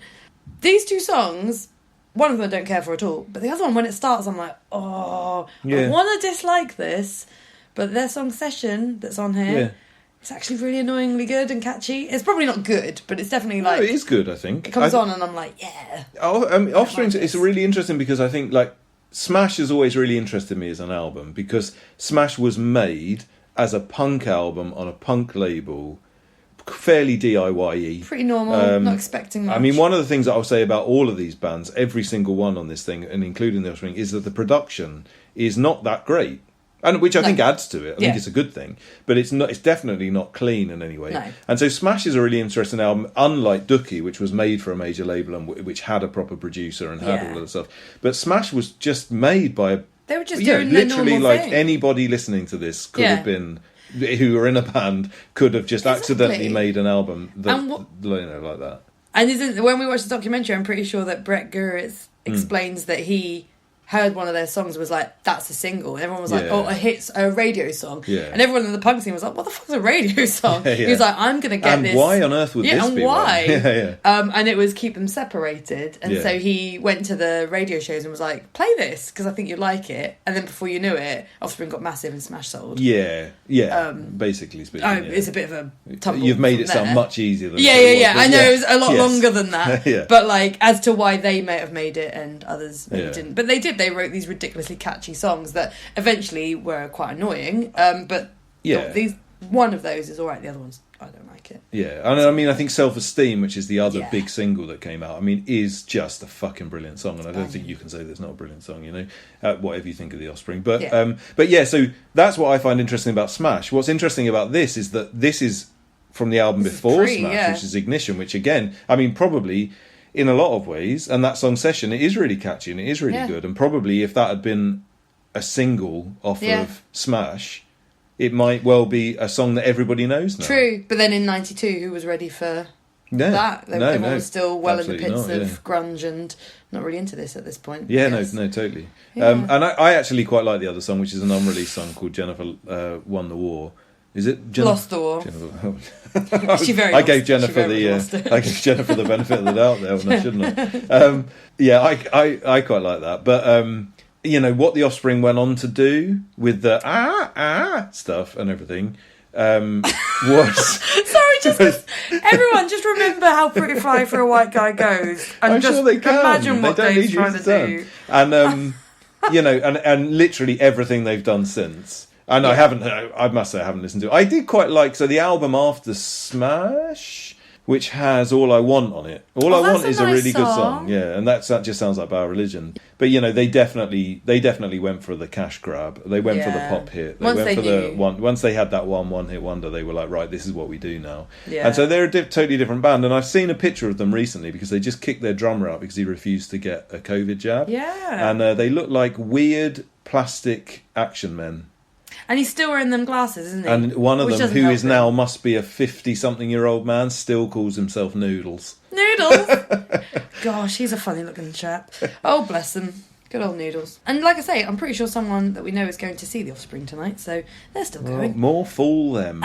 We did actually see The Offspring. We didn't actually go at see Groves them. Rock. No, we didn't. We could We hear them listened from to our them tent. from our Fair enough. But I were playing the remember whole thinking, Smash. I remember laying in that tent and thinking, like, when they played like some of those big hits from Smash, because Smash was a great album for a 14-year-old, 15-year-old. Like, it was a great album, and I remember thinking, oh, that's nice. That's good. Still glad I'm lying down and not up listening to it, actually, really. I love laying down and listening to It was a bit of a revelation, just laying there and kind of like drifting in and out of sleep and being like, oh, that's a good song. Back to sleep. God, we're old. Right, next band on here, speaking of old, or at least old sounding, is Total Chaos. Oh, I tell you what, I didn't enjoy this at all. Oh, did you not? No. I used to love this song. So Total Chaos are another one that don't really fit very naturally. They do in a way, but they don't really fit very naturally with a lot of the other bands on here. Total Chaos are a proper Mohawk and, you know, Liberty Spike, you know, safety pin punk band. Yeah. They're trying very hard to be that, but I will say, in their defence, they're still doing this, and they still look like that. Have we seen them? Because I think I recognise the name. I'm pretty sure they definitely played I want to say they played a Groves Rock that we went to, maybe. but I've seen them before at a festival like later on. They haven't aged well. No. Not to face shame too much, but I think it's important to point out that one of them, don't know what his name is. He's kind of gone for more of a sort of cock rock kind of look in modern times, like a dirty rocker sort of a look. Nice. And he looks like a plague victim. That's not good. Well, I think that's fair. That's a fair thing. But yeah, so this is a real proper fucking punk anthem. It is, and I like it as a song, but I'm listening and being like, are these English? And you're like, no. No, yeah, he puts on a really bad English really accent. Trying a really bad... And we can't, you know, as British people, we probably can't complain because so many English bands put on pathetic American accent attempts, so I'm sure it's done reverse way worse, but this was just, it just felt a bit like, that's weird. It's another fucking riot. Yeah, it's a bit weird. It's kind of bad, but yeah, Total Chaos, they stayed on Epitaph for a while. They made an album, made a couple of albums that sounded like this, and then I think they made one after it which has got Alleyway in the title, but I can't remember the rest of the thing, that sounded a little bit more kind of almost like Ramonesy. They kind of went for a bit more of a sort of poppy sounding thing, but they've just kept going, and they kept going, and they're still touring today. Fair enough. Next is Wayne Kramer, Cracking the Universe. I like this song. I know that you don't. Well, it's another. I definitely didn't like it at the time, and I would say, I mean, this isn't really a punk song. It doesn't fit here at all. No, Wayne Kramer is the guitarist from the MC5, who I don't think had really done anything up until the point where he got signed by Epitaph, and then he released a few solo albums. And I couldn't tell you very much about him at all, apart from he was in the MC5, really. And obviously they reformed, so he was definitely a part of that. Yeah. But yeah, I don't know. This is kind of like a weird... It's just sort of like a dad rock song. Slap bang in the middle of a bunch of very young... Like, admittedly, none of the other songs now, in 2021, the other songs don't sound very modern or very fresh or anything. But in 1994, that was what young, modern, fresh punk sounded like. And then this sounded just wrong in the middle of it. Yeah, it's kind of... Whereas now, I see that as... I link it more to, like... It isn't Gas Huffer at all, but I see it as more that kind of that's how it fits on here. Like, oh, if Gas Heifer can be here, then I do kind of understand why this song might be there. I think if Rocket from the Crypt released that song, it wouldn't sound right. I think you're absolutely 100% right. But it's weird. I suppose maybe it might, for me anyway, when I listened to it as a youngster, seeing a picture of a man that to me looked like an old man, even though he's probably about 35 or something. And but also still. in like one of the coolest bands ever, but you're like, ugh, who's that old man? Yeah. He knows nothing about being cool. Well, he definitely doesn't know anything about being cool by this time. But MC5 couldn't have been more fucking cool. They were the epitome of cool. Like, I mean, more or less created punk rock music. Exactly. You know, let us not forget. So, I mean, like, he absolutely He deserves to be here, but... He's cool as fuck. Yeah. And actually, as an old man, I've seen him interviewed a lot in sort of recent years, and I don't know how old he is now. He must be in his 70s, I would think. And he's fucking awesome, and he just doesn't give a fuck. And he's brilliant. You know, and... Yeah, so I mean, I can't. In that context, he's probably one of the most. I don't think this is the right word, but probably one of the most dangerous people on this album. Ooh. Except he appears to just be like their dad who's turned up. He really is twice the age of everyone. Maybe not Bad Religion, but yeah. Even Bad Religion are probably in their 20s in that picture. That's the crazy thing. Really? Yeah, well, they always look a bit old. Bless him. Right, another band that's on here, Pennywise. A band that I have always kind of steered clear of because they did that Bro Hymn song, and I thought, I don't think I really care for this band. Obviously, melodically, that's nice, but what it stands for is just like, what the fuck? So I never really listened to Pennywise, and then we put this album on, and I was like, who's this band that are trying to be Bad Religion? Because I came back to you and I said, God, those 3 Bad Religion songs are all right, even though listening to them second and third time, they're so clearly not. But it's just because of the way this guy's trying to sing. And you were like, there's only one. What's wrong with you? I bet you're thinking Pennywise, and you better go back and listen to it and get correct on that. Get correct? Sorry, I'm not Get cool. correct. Get correct. Can you imagine me ever saying to you, get correct? Get correct. No, I was going to say something else. But, so yeah, there's 2 songs on there. One of them I think is genuinely quite good. The other one is... Oh, your best Axl Rose impression. Brilliant. Oh, my God, it's so weird. And that's horrible. Yeah, I hate Pennywise, and have pretty much always hated Pennywise. There was one song that was an early thing that I saw. I think it might have been just on, like, some metal show or something, like a TV programme. And it was the video of the kid... where his dad tells him off and he throws milk at him and then he goes off on his skateboard. Yeah, we watched this. And he goes and just like gets up to mischief on his skateboard. Yeah. And I remember at the time, and I reckon I was even younger at this point. Yeah. I don't know how old I was, but extremely young. And I thought that was super cool just because there was like some kid on his skateboard that was like going against authority. But in hindsight, it's such tacky shit and it's such nonsense. Yeah, I just don't like them, and I was. People, they don't seem that nice. As either, people, they're knobs, and the singer. So the guitarist is the one that you've seen most of the interviews. Yeah, he's got of, Fletcher. He's a prick, but the singer is a much worse prick. Who they made a film at some point called the P Word. Is it the P Word? Anyway, it was about punks who had become parents. Sensible parents looking after their children, and he made it. It was his idea because basically he'd had a kid, and he wanted everyone to look at him being a really amazing father. And at that point, he left Pennywise because he just had to look after his kids and get a real job and all of this shit. And it was just a movie all about that. It didn't last long because he was back with them fairly soon, and it was just fucking horrible. It was like 3 or 4. I think Lars Fredriksson was one of them. And there were some other people that were just like people from punk bands who had kids and they were making a documentary about how wonderful they all were. And these guys are just, and you could say this, I'm sure, about most of these bands just because they all made money after this. But these guys were just living the fucking suburb. They were living like the most bourgeois suburban white people you could possibly imagine. They had, they might have had a goatee beard and like red hair or something. Oh, but they were just really did. So fucking boring. And that's how I would describe Pennywise. They're just like, it's like quite if boring. A bunch of really boring middle-aged men, even though they were probably 21, had decided to make punk rock music. This is what it would be like. And you're right. This is one of the ones that I'd forgotten when we put this back on and I listened to it again. Yeah. I'd forgotten how bad Pennywise were back at this time and how much he tries to sound like Axl Yeah. Rose. In how that much- well, one song it's trying to be Axl Rose, and Yeah. the other is just a pure Bad Religion. Yeah, To be. well, I mean, they always just ripped off Bad Religion, but Yeah. then so did most of these bands. Yeah, I mean, true. that is what it is, I suppose. But to try and just do weird Axl Rose impressions in Yeah. the middle of a punk song, There's a and bit you- where he's like, "It's real," and you're like, God, so "Ugh, embarrassing. why?" But the reason why, so you say why, and you're totally right. Because to say Axl why. Rose was the It's biggest because thing in the Guns N' world, Roses were yeah. massive, and so Pennywise were thinking to themselves, "Oh, we can We get need this. to sound Let's like get that." this. We can get some money from this, and we get this." Yeah. And it's so. Ugh. It's They're just a bad. band that I just wish had not been around because there's no reason. There's no Everything could have reason happened why without. Pennywise would have got big, except for the fact that they happened to stumble onto this record label as opposed to any Yeah. other punk record label. Do you know what I mean?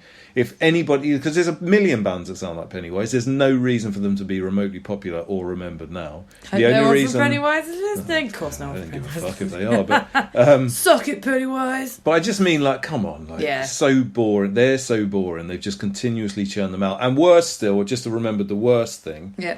When I was looking at Epitaph Records now, Yeah. what's going on now? One of their most recent releases, the singer from Pennywise solo album. Ooh. And it is. Trash? It sounds like Hootie and the Blowfish, except possibly worse. Oh dear. So I'm not surprised, really, but it's fucking gash. Gash!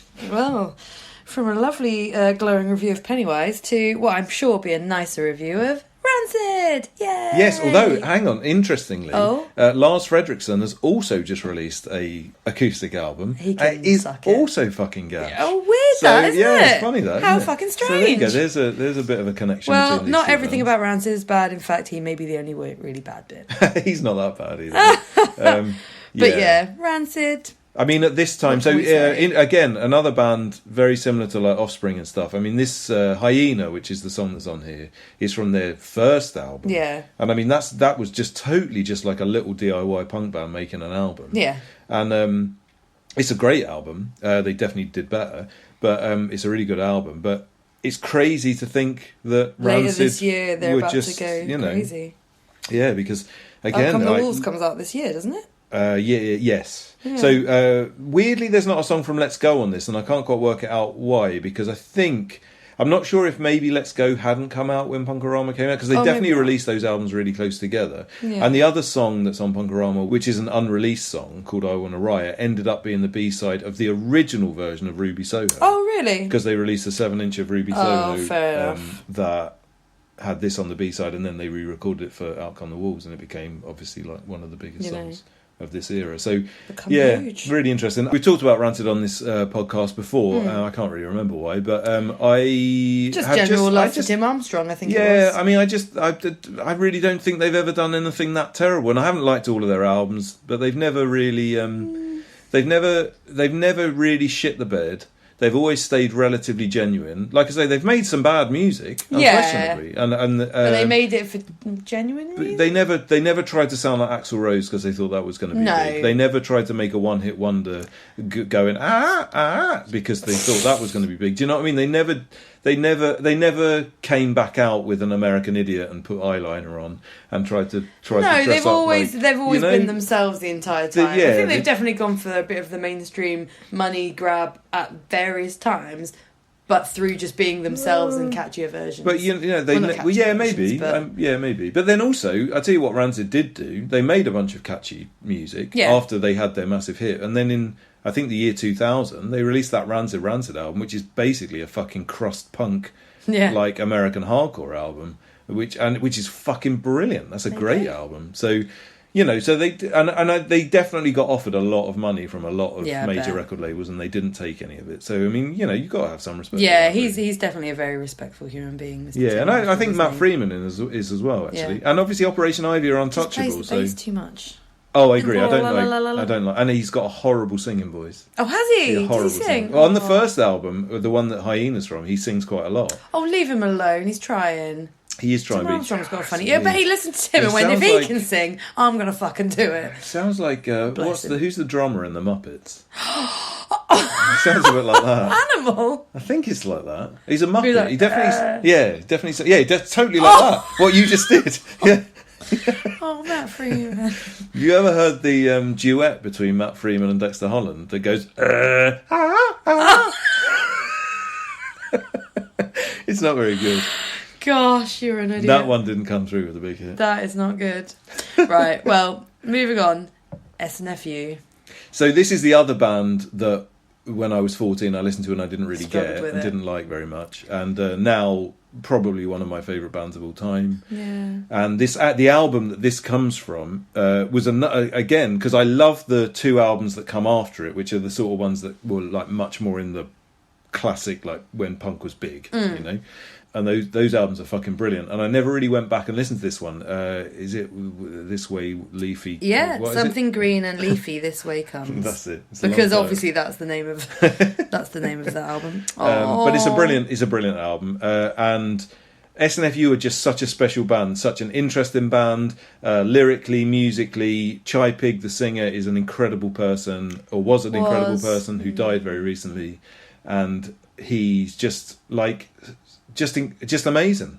You held his hand once. That was nice. And yeah, Sorry, it was nice. I'm saying nice. it like he was dying, I totally and he was agree. pretty dead at that point. But totally agree. bless him. But yeah, the only queer voice on the whole of this album as well. We didn't mention that at the start. True. Although he definitely wouldn't have been out at this time. But No, he's wearing a dress in that picture. yeah, not that means but anything. I mean, in the 90s, a lot of people wore dresses Yeah, to true. be sort of like, oh, look how wacky I am. Not in a sort of, I really understand, trans rights. Sort of Yeah. way. No, It I was mean, different, very different. We'll get to everyone's understandings of various rights by the last band. Yeah. But before that, we have RKL. Which stands for Rich Kids on LSD. I really like this song. Yeah, you do. I don't really. This was another one that I didn't like at the time, and actually, this is the only one that I stick with. It's not that I dislike it, but it's an. If you listen to this album completely out of context, Yeah. I can see why this song just fits in perfectly fine. But culturally, to me, it sounds like something else, and it sounds. You said it sounds like a cock rock song. It almost. sounds like what it sounds like is a sped up version of Ugly Kid Joe. Really, all right. really good. Well, yeah, no. I mean, I suppose in a way that makes me think when I was 14, it probably should have been my favourite song, actually. But maybe I just moved on just that slight amount. But yeah, I don't know. There is something. His voice is very cock rocky, and although it is fast, there's loads of like widdly guitar bits all over it, and Yeah, but when it's on, I'm like, yeah. it makes you do a little dance in the car, but No, it's quite cool. it doesn't really fit again. I think they were another band, probably vaguely similar to Gashuffer, who'd had a bit of a career before this and were probably mostly just signed to Epitaph because they had a following. They were quite big in like skateboarding circles. I think that some of them, I don't know if they were professional skaters or what, but I think they definitely had ties to like the skate scene and stuff. Fair enough. And yeah, I don't know, I didn't really follow them. Most of them are dead now. They did continue for quite a while. The singer died like maybe 5 or 6 years ago, but I think at least 3 of them, and there might have only been 4 of them, Yeah. I think are dead. Oh. So they lived hard lives. They definitely all died because of hard living. Oh, well, that's so, you know, nice. give them Good respect. on 'em. They all And the get- song is called they're We're Back, nice. We're Pissed. Yeah. Which I think they mean is maybe angry, but I don't know. in our language. No, they in might. our language. Yeah, no, they might. In our In our language. culture. Our culture, sorry, British culture. And last but not least, NoFX. Yeah, maybe last but least. Nah, not least. Least? No, because, so I can see this really resounding with 13-year-old boys having a nice time. Yeah.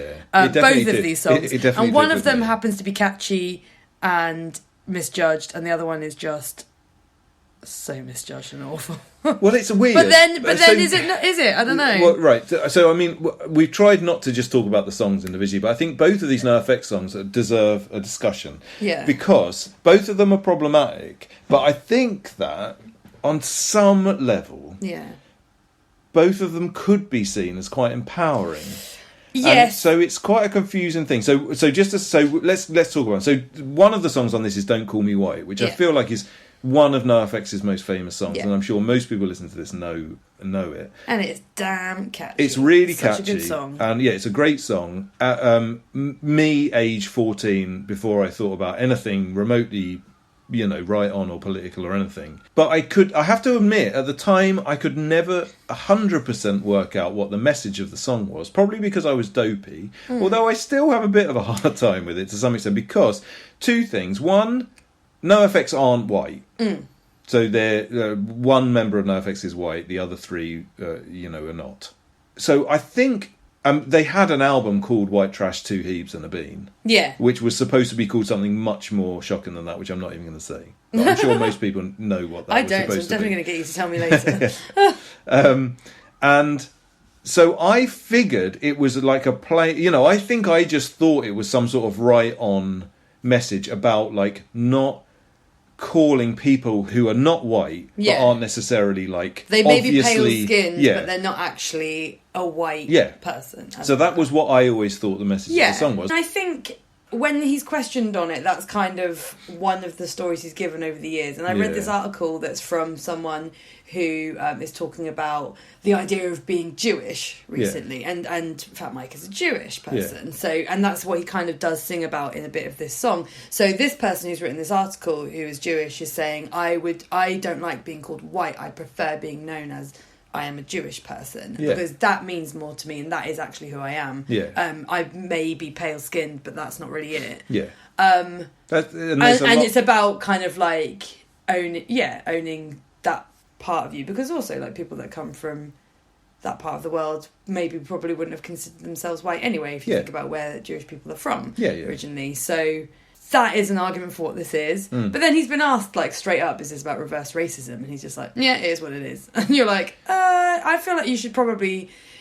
But I don't know if he's just being, like, really, like, clever and coy by being like, you know what, I've created this shitstorm, you fucking deal with it. It can mean whatever. But it could also mean, like, there's so many people that are going to be like, I fear that people who go down the, like, White Lives Matter fucking route could easily adopt this song, and he doesn't really protect it from that. And in that context, it's a bit similar, although completely different, but it's a bit similar to that Minor Threat song.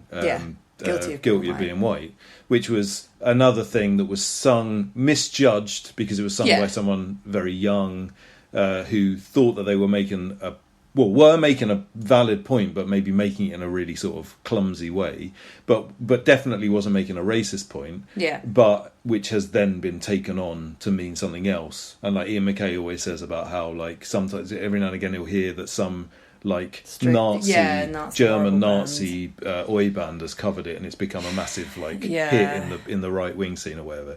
And I don't think, and Ian MacKaye doesn't apologise for it. I'm always interested to hear him talk about that song, because he doesn't apologise for it, and nor does Fat Mike. And I quite respect I find Fat Mike a very interesting character that I go back and forth on quite a lot, but I kind of respect his refusal to be any one thing and to ever say sorry for anything, even though definitely sometimes he does things. Even though he was mean about Bikini Kill, but anyway. Yeah, but it was, but it was in the context. So that's an interesting one. So NoFX had a lot of songs that were against, like, Andrea Dworkin feminism, which had points that they would right. It doesn't matter what I think, because I don't necessarily agree with it, but they definitely had points that they had a right to, you know, that they could argue. They had a Everyone has a right to. They had no. What I mean is they had a point. Oh, okay, It wasn't just like, oh, fuck feminism. Yeah, it wasn't fuck it. It was like, it was quite a thoughtful point. Yeah. That you can agree with or disagree with, but they have a right to have that opinion. You know, and so actually that thing with Kathleen Hanna, although I think there was a spat. There was a spat, so that's something and it wasn't different. very pleasant. But it made Latigra make their best songs. It was fine. But it also, NoFX wrote some pretty good songs about that exact thing as well, but just from the opposite perspective. But so, you know, but I just find, you know, I find him quite, and in a way, I do feel like you shouldn't apologise for. He shouldn't apologise for "Don't Call Me White." Like, I don't think it's a song that definitely no one would write in 2021. Yeah, exactly. Including him. Yeah, definitely wouldn't write, and it's not appropriate by our standards. But I have to say, in 1994, not only was it completely wouldn't have been seen as problematic whatsoever. It'd have been like bringing something forward, exactly, the concept of this sort of what he's talking about wouldn't have been talked about. But also, the unfortunate thing is that he's since come out and basically said, "Oh, I hate it that we have to use all of these." We can't use all of these words to describe people's race or something. Yeah, I don't know if it's quite that. I think I've misquoted that a little bit, but that's a shame. But I also quite like the fact that Fat Mike is definitely fucking with people and giving them different answers. Oh yeah. And so, whilst I don't necessarily think that I don't agree that, like, the message of this song should be, oh, sticks and stones can break my bones, but words will never hurt me. But particularly not in today's sort of climate. But I do quite like the fact that he's fucking with people and just saying different things in every interview. So I'm just on the fence. I don't really have an opinion one way or the other. Good job, it's damn catchy. That's all. It is really catchy and it is a great song. But then the other song, which is Liza and Louise, which of course as a 14-year-old boy I thought was fucking brilliant. Yeah, I was about to say. Basically what all it is just a description of a lesbian relationship with a lot of like sexual aspects thrown in. But what's interesting is it's about a girl who's like was going out with guys and and realised had enough of men. Yeah, she'd had enough of men and realised she could be swayed. And in a way, do something else. Let's put it this way: if this song was sung by a woman, it would definitely be seen as like hugely empowering. Yeah, and I think that probably when I'm not making excuses for him because I could be wrong and I don't really care. I have no interest in making excuses know what he was thinking Fat Mike. But I feel a little bit like probably at the time this would have been quite an empowering message. He would have thought he was writing an empowering message for women, which of course in today's society that's a man saying, "Oh, I know, I'm going to write you a nice empowering song." Well, the thing is, he's done this really. You can call it clever, or you can call it like kind of crude. I don't know. He does this thing where, definitely, but he does this thing where it's like the message is this girl thought she was straight, really had enough of guys, kind of went out with this girl. Went and had a really good sexual encounter with her and went, you know what, this is the best thing I've ever done. I'm going to carry on doing this. That's quite an interesting... Because there's a lot of people that perceive that they are straight and don't have enough... Like, you could read into that wonderfully, but then he's also made these ridiculous, like, things that rhyme deliberately that are coming that you're like, well, that's for fuck's sake. That's where if you're a 14... Kiss me and fist me comes up and you just think, this is where you get the, like, teenage boys going, talking to girls are, like, licking each other and stuff. Yeah, no, totally. And but if you're going for both, you kind of get everyone. And you could argue that's quite a cleverly written song, because you've done both things in one go. Exactly. There was a sequel to this. Was there? I think it was on Heavy Petting Zoo. There was one that I think it's just called Liza, because I think whoever the character in this song who discovers her lesbianism goes on to become some sort of sadomasochistic person. So I can't quite remember, but I remember that one being a big favourite with all the sort of silly boys like giggling about how. And stuff. Give it to me, baby. It's not that. Well, so that's all the bands that are on Punk-O-Rama. Yeah. So what did you think overall of Punk-O-Rama as a relative noob? As a complete noob to this one. Yeah, no, I really liked it. In as much as it was just interesting to hear songs by bands that I definitely would have written off, only knowing their kind of bigger end of things, and actually accidentally enjoying them. Slash from Guns N' Roses, the Pennywise singer would love to join. No, it was good to listen to it and realise that there were songs by bands I would have written off that I actually quite liked, i.e. that Offspring song. I don't know why, but it does really annoy me that I quite like that song. But also, just to hear Gas Huffer is really lovely always. I'd never heard 10 Foot Pole before knowingly, although I'm sure I have because I'm sure you play them a lot, but that was nice to hear. And it's the first time I've ever properly listened to Pennywise, and, Yeah. But that's about it. For me, your opinion's changed over the years, I believe. No. I mean, for me, just just to have an excuse to put this album on, which sounds stupid because I could have put it on at any point, but like I say, I really don't think I have listened to this in probably 15 years, maybe. It's been a really long time. And so just doing this has actually been lovely because you just put it on, and there is an element of, it sounds so stupid because a lot of these songs I've heard on albums, because I own the albums that they're from, and some of those albums I still listen to relatively regularly, but it sounds, as stupid as this sounds, just putting this album on and listening to it in this order, this song into this song into this song into this song, did give me that thing where I was back 14 years old discovering 14 punk. again. And so on first listen it was a wonderful experience, to be honest. But yeah, I mean, it is interesting to just go back and listen to all of this stuff which is so ingrained in our culture now. Or these bands are so ingrained in our culture now, and to listen to them in a different context. I just thought was really interesting. I would definitely recommend if I imagine it's probably an album that a lot of people just wouldn't have listened to. Why would you have listened to it unless it happened to have been from your era? I'm sure everyone has a favourite Punk-O-Rama probably, but I definitely say this is worth a listen. I Yeah, think it it's is. a really solid album if you'd listen to it just as a compilation. It's a beautiful thing. And I think people have put YouTube playlists together of these songs all in one big thing. Yeah. So we can just pop the songs on our YouTube playlist as well. Yeah, there's So also you a can listen to documentary, the sort of documentary that was made, which we haven't really mentioned, that came with some sort of special edition of a Punk-O-Rama, Yeah. which they made, which isn't really about this album, about Epitaph, but it's about isn't it? Epitaph generally. It is kind of cool and kind of interesting to watch for all of the reasons that we've said about, like, you know, just hearing how crazy it must have been when some DIY record label suddenly had to produce 12 million CDs Yeah. and get them out into the world. Like, Yeah. it was quite interesting. There is a very strange bit, considering it was definitely made by Brett Gurewitz, where they go around and ask everybody to say how What's he like as a boss? amazing Yeah. Brett Gurewitz is. And to put that in your own film makes me think that he is probably a bit of a prick. Yeah. So that's my final words. Definitely. Well, let's play another song now. This song is from Bottlekids, and the song is called Already Dead. They're This a could band... totally be from Punk-O-Rama. Oh, yeah? This is a purposeful Fantastic. placement. You're a clever boy. They're a band from Chepstow. This is their new single. It's just been released online. So this is Bottlekids with Already Dead.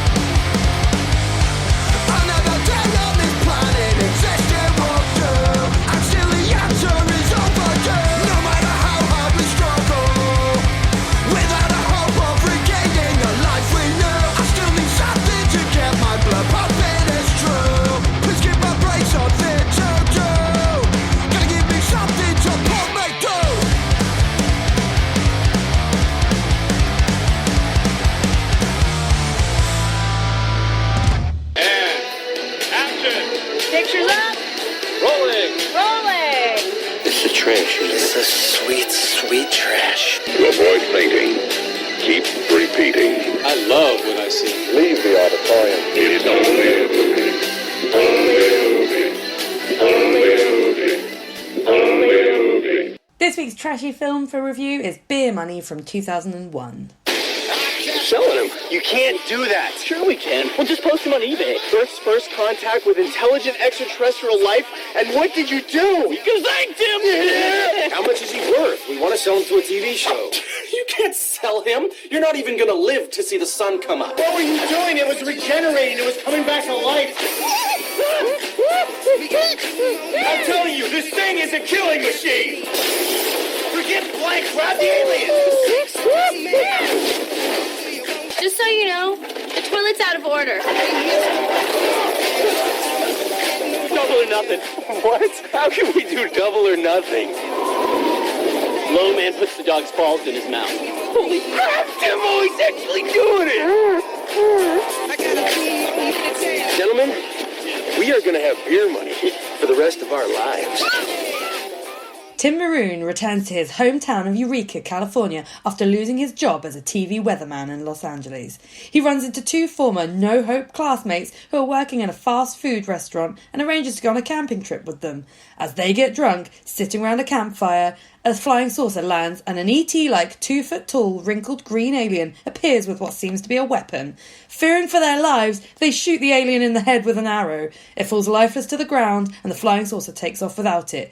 They hit up the great idea that they can sell the alien's body and make enough money to leave Eureka forever. Beer money, also called Close Encounters of the Nerd Kind, which is what it's called on our DVD that we own because we were bought this by a lovely friend. This is a recommendation from Mr. Mark Tanner. Thank you very Mark much. Tanner. Well, some thanks. And I should say there is two reasons why we're doing this week. Yeah. One of which is that it stars Mark Paul Gosselaar, who is Zach from Saved by the Bell.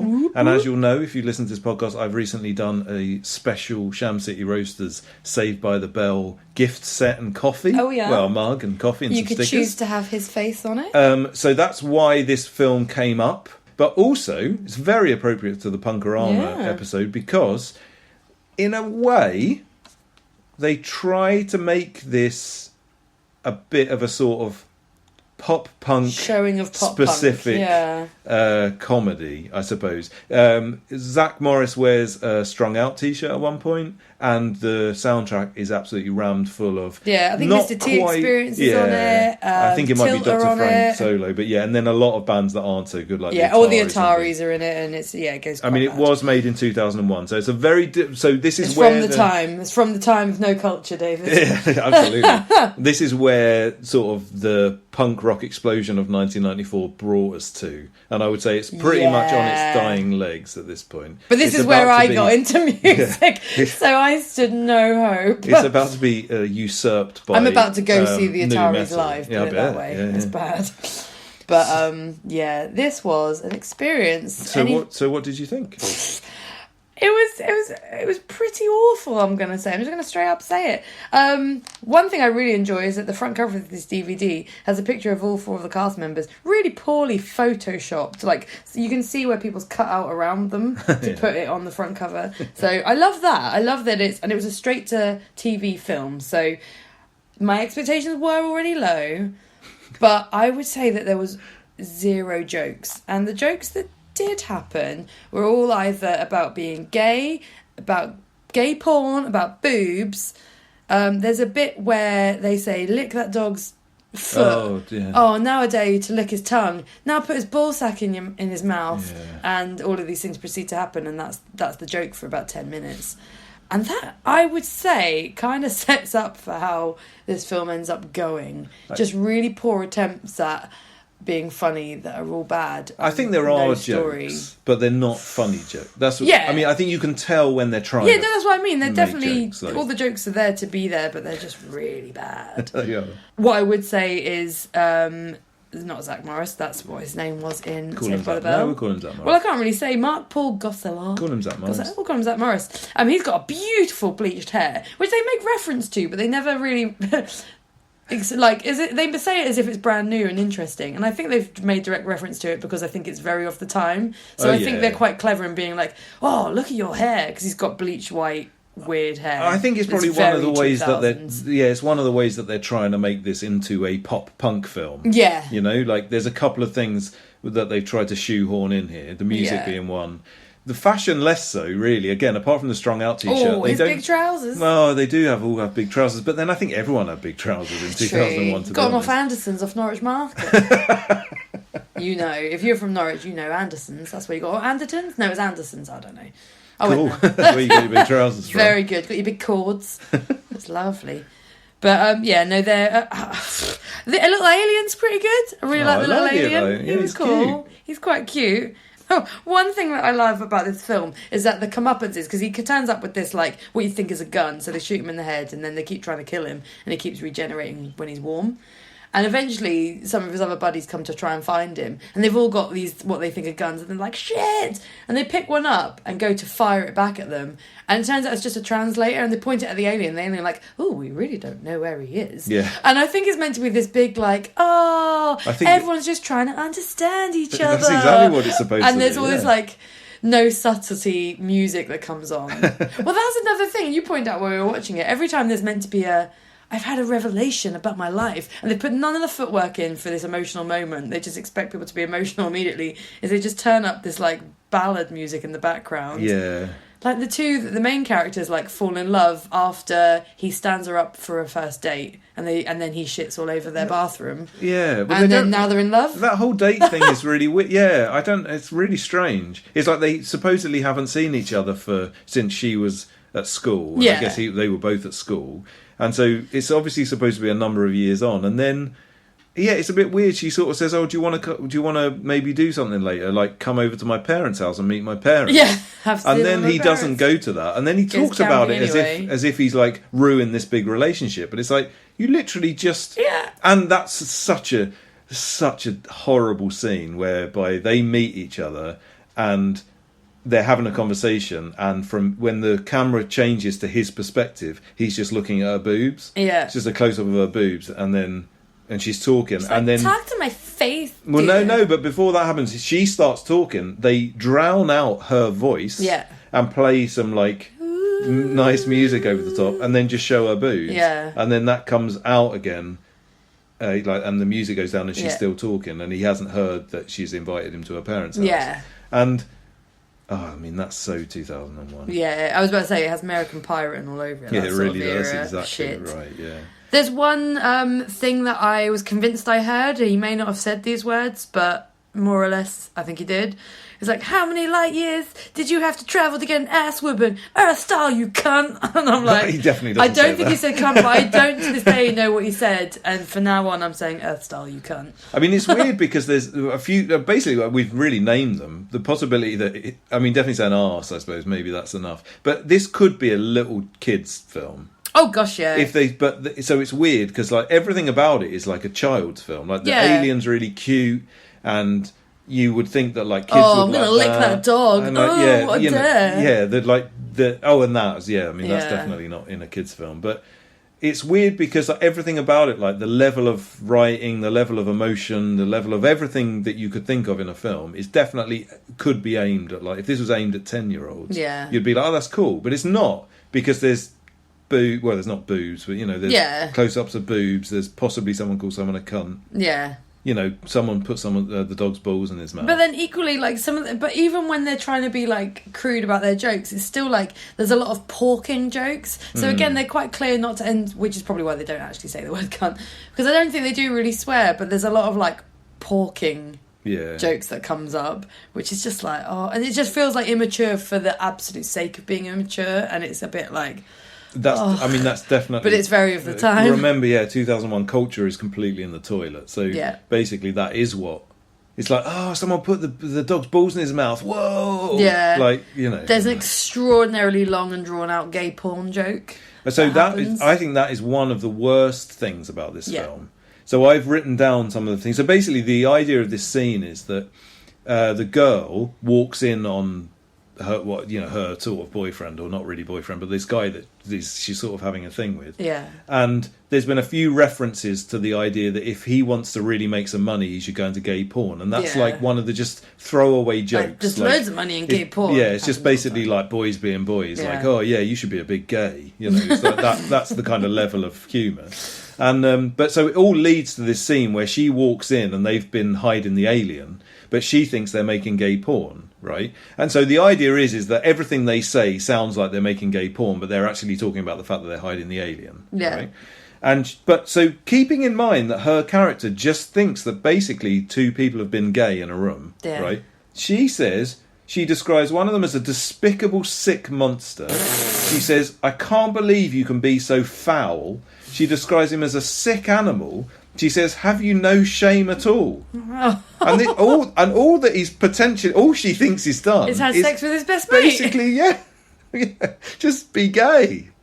And it's pretty horrendous. it's like, how did any? And you obviously the idea of it is that she's overreacting to make the joke work, but it's still just kind of like, if you pick this apart, she just thinks she's walked in on someone and found out that they're gay, and therefore she's called him a despicable, sick monster. It's unbelievable. It's not all right. It's not all right. What are do you have any other thoughts on this film not already aired? Well, yes and no. Yeah. So this film desperately wants to be something like Clerks, or something like, like it kind of sees itself as being a bit of an underground. I mean, if it was a made-for-TV movie, maybe they weren't fully aiming for this. But I've got to say, I've looked up the script writer. Is actually someone who wrote this movie called Glory Days, Days with a Z, which has got Ben Affleck in it. And I still have the soundtrack album to that film, because it's another film that's just full of pop punk bands. It was from slightly earlier, and it was a proper made film, in probably with a bigger budget. That's what we looked up. It's got like Brendan Fraser in it, and it's got actual actors in it. Yeah. No offense, Zach Morris. So he's obviously, and he's kind of like into punks. He apparently wrote Airheads, which is a brilliant film. Airheads is a wicked film. That's from like much earlier on. In fact, it's from 1994, the year that Punk-O-Rama came out. But it's nothing to do with Punk-O-Rama. It's about like a heavy metal band that takes over a radio station. Oh, okay. And that's got Brendan Fraser in it, so he must have been mates with him. But and it's got Adam Sandler in it, but they're both really good in it. Anyway, Airheads is brilliant. So this guy can obviously write, but he obviously decided at some point pop punk is cool, right? You know, and when pop punk was and American cool. Pie's just been out and it's well good. Yeah, and so he tried to sort of mix the two. But this film, Glory Days, I remember being really excited to see, because it had a wicked soundtrack, and it really did have an actually good soundtrack. Yeah. If you like 90s like punk rock, it would have had a lot of the Epitaph bands on it and stuff. And it definitely had Tilt on it, and a couple of Tilt songs on there are brilliant. But the film was like all right, but again, it was like desperately trying to be a sort of Kevin Smith style film, and this is kind of continuing that, but with really diminishing returns. Yeah, no returns. And they sort of do all of the things where it's probably even outdated for the time. They do the thing where they talk a lot about all of the stuff that people talked about in films in the 90s, like Roswell and UFOs and like the Kennedy assassination, like Men in Black and stuff. Like they try and throw all of these things in, but there's not really any reason for it. There's a weird bit at the beginning. For the first half of this film, there's like continuous montage over skate punk song or pop punk song, and it's weird because it almost plays out a bit like a porn film, in as much as they have a brief scene where two people talk about something that doesn't really mean anything, and then the payoff to that is like they need to run somewhere, or they need to get in their car and drive somewhere, or they need to have a little fight, or or the guy needs to put the dog's balls in his mouth. And so they have a little conversation, then it's like insert Atari song, and then they're all running around, and then they stop and they have a little conversation, and then it's like insert Mr. T Experience song, and then they run around and do something, and it just goes on and on and on like that for the first like half of this film. And then at some point, around about halfway through, they must just run out of music. Yeah, we do. Because then it's just, from that point onwards, it's just sort of like boring score and nothing else. Which is a bit of a shame. It would be, I can see why I would have been quite attracted to this film if I'd seen, not in 2001, but if I'd seen this as a teenager, I think I would have probably thought it was cool, just because how many films has the main character got a strung out t-shirt? And I have to say, I really like the Alien. They kind of they do a thing with the Alien where they sort of do a bit of a play on E.T. That doesn't really work, and it's not really very well written, but it's fine. And I do like the Alien. There is a Goober Patrol poster on the wall in the kid's bedroom, so I really like that. There's a nice chase scene with the alien because he's trying to use the phone, except he doesn't really know what he's doing, and they catch him and they go, "He's calling the mothership!" And then they just start frantically chasing him, and then they start doing this weird torture where they keep making him eat things. That's the other thing. That's my favourite bit, probably. Like, you call off the warship, so you're gonna keep eating. Yeah. But the thing is, they're just feeding him like weird stuff. Yeah, like Dayglow paint. Which again, I think is supposed to be funny. I imagine when they were writing this, they were like, "Oh, it'd be really funny if what will we get him? Oh, some tinfoil. Yeah, that'd be really funny. Oh, yeah, let's feed him paint." But it's like, actually, it's not funny. No. There's nothing to that which is funny necessarily. But yeah, that's about it. I didn't hate it as much as you did. I was incredibly offended by it. But if I just turned off that little bit in my head that allowed myself to be offended by almost everything anybody said or did, I think that this resonated with me way more than it did with you. Yeah. Probably for the same reason that those NoFX songs resonated with me when I was a kid. Because it was just sort of like, oh, he's talking about lesbians. You know, and so in that context, if I could like revert my brain, which I cannot do, but if I could have reverted my brain back to when I was a teenager, I think I would have had quite a lot of fun with this film. So I think I enjoyed it more than you did. I really like the alien. He was really cute. The alien's dead cute. It's worth watching the trailer of this film, which I'll put on the YouTube playlist, just to see the alien plod around, because he's really cool. He goes, yeah, and he makes noises. There is the only other thing that I do quite like is there's this random boy in it who kind of does end up playing a bit of a role, but it's not very important. But they say at the start that he smells from both ends. When they're talking about him, they say, "Oh, we haven't got to go and see that guy. He smells out of both ends."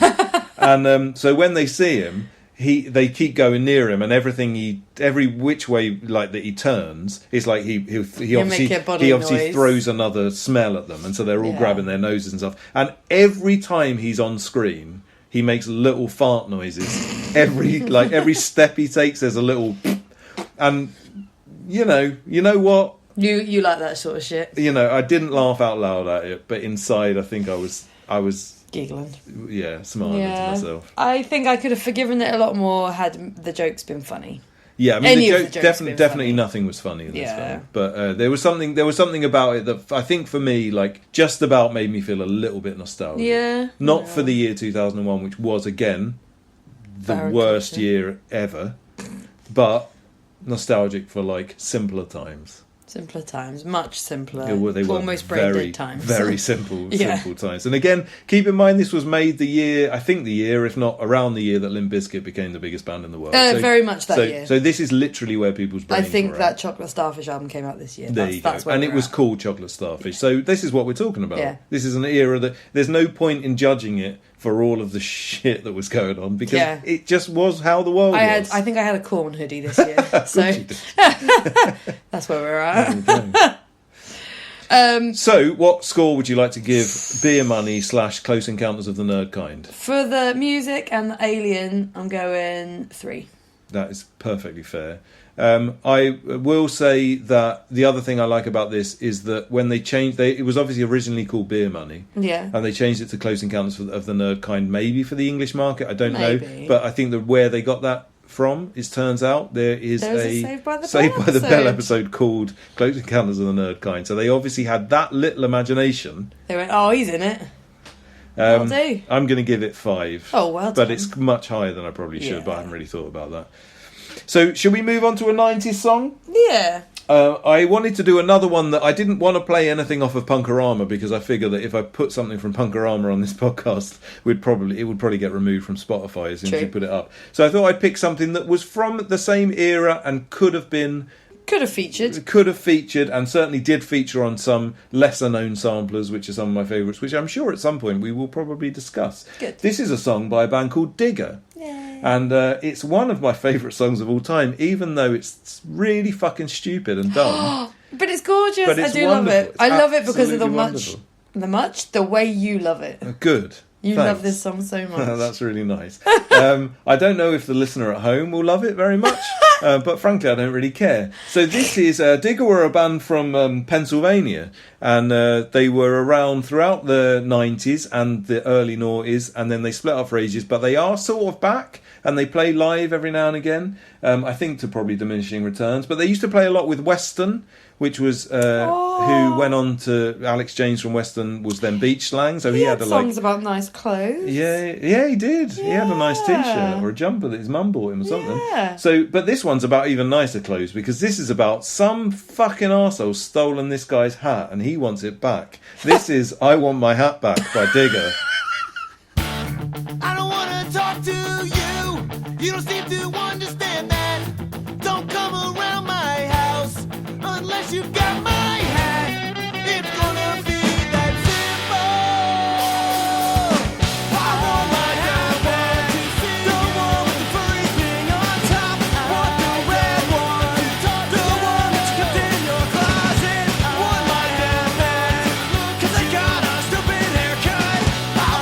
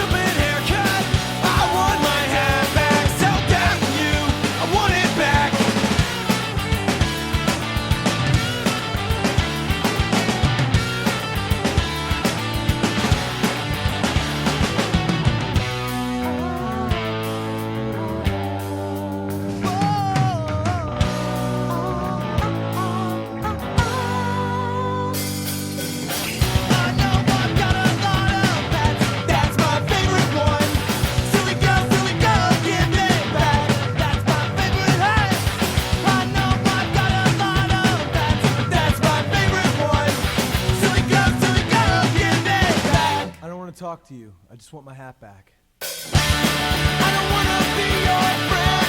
You don't seem to understand that. Don't come around my house unless you got my hat. I want my hat back. I want my hat back.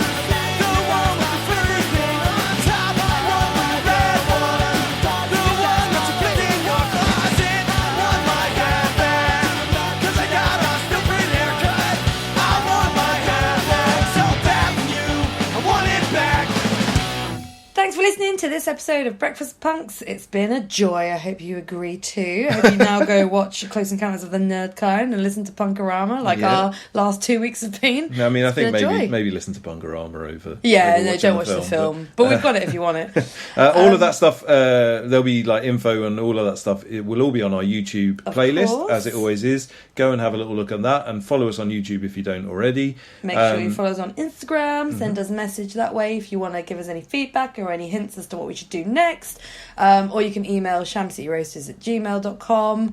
Also, we didn't mention it earlier, but a big thank you to Gary and Steph for putting a shout out to us on their album, in their new album, It's their our Anthrax first, album. It's our first thank you. We have a little thank you, Siobhan and Dave and Breakfast Punk. So, whoop whoop, So more of all- that is always welcome. All you bands out there that we've been supporting for these last 25 episodes, we expect a thank you. We expect nothing. But if you ever want to send us anything to let us know what to do on here, or what to review, or what to think about, that's always handy. We I'd love love it. to know what to think about. Oh, tell me what to think. That would be wonderful. So we're going to finish with one last song. This is a song by a band called Nanny, who are from Massachusetts.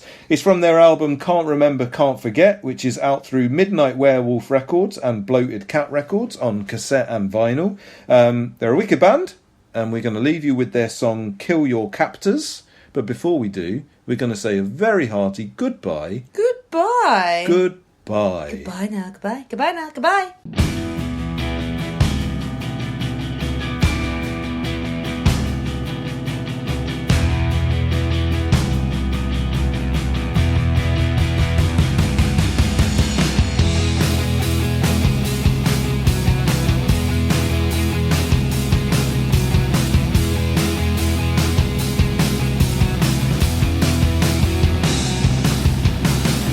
Feet underground, leaning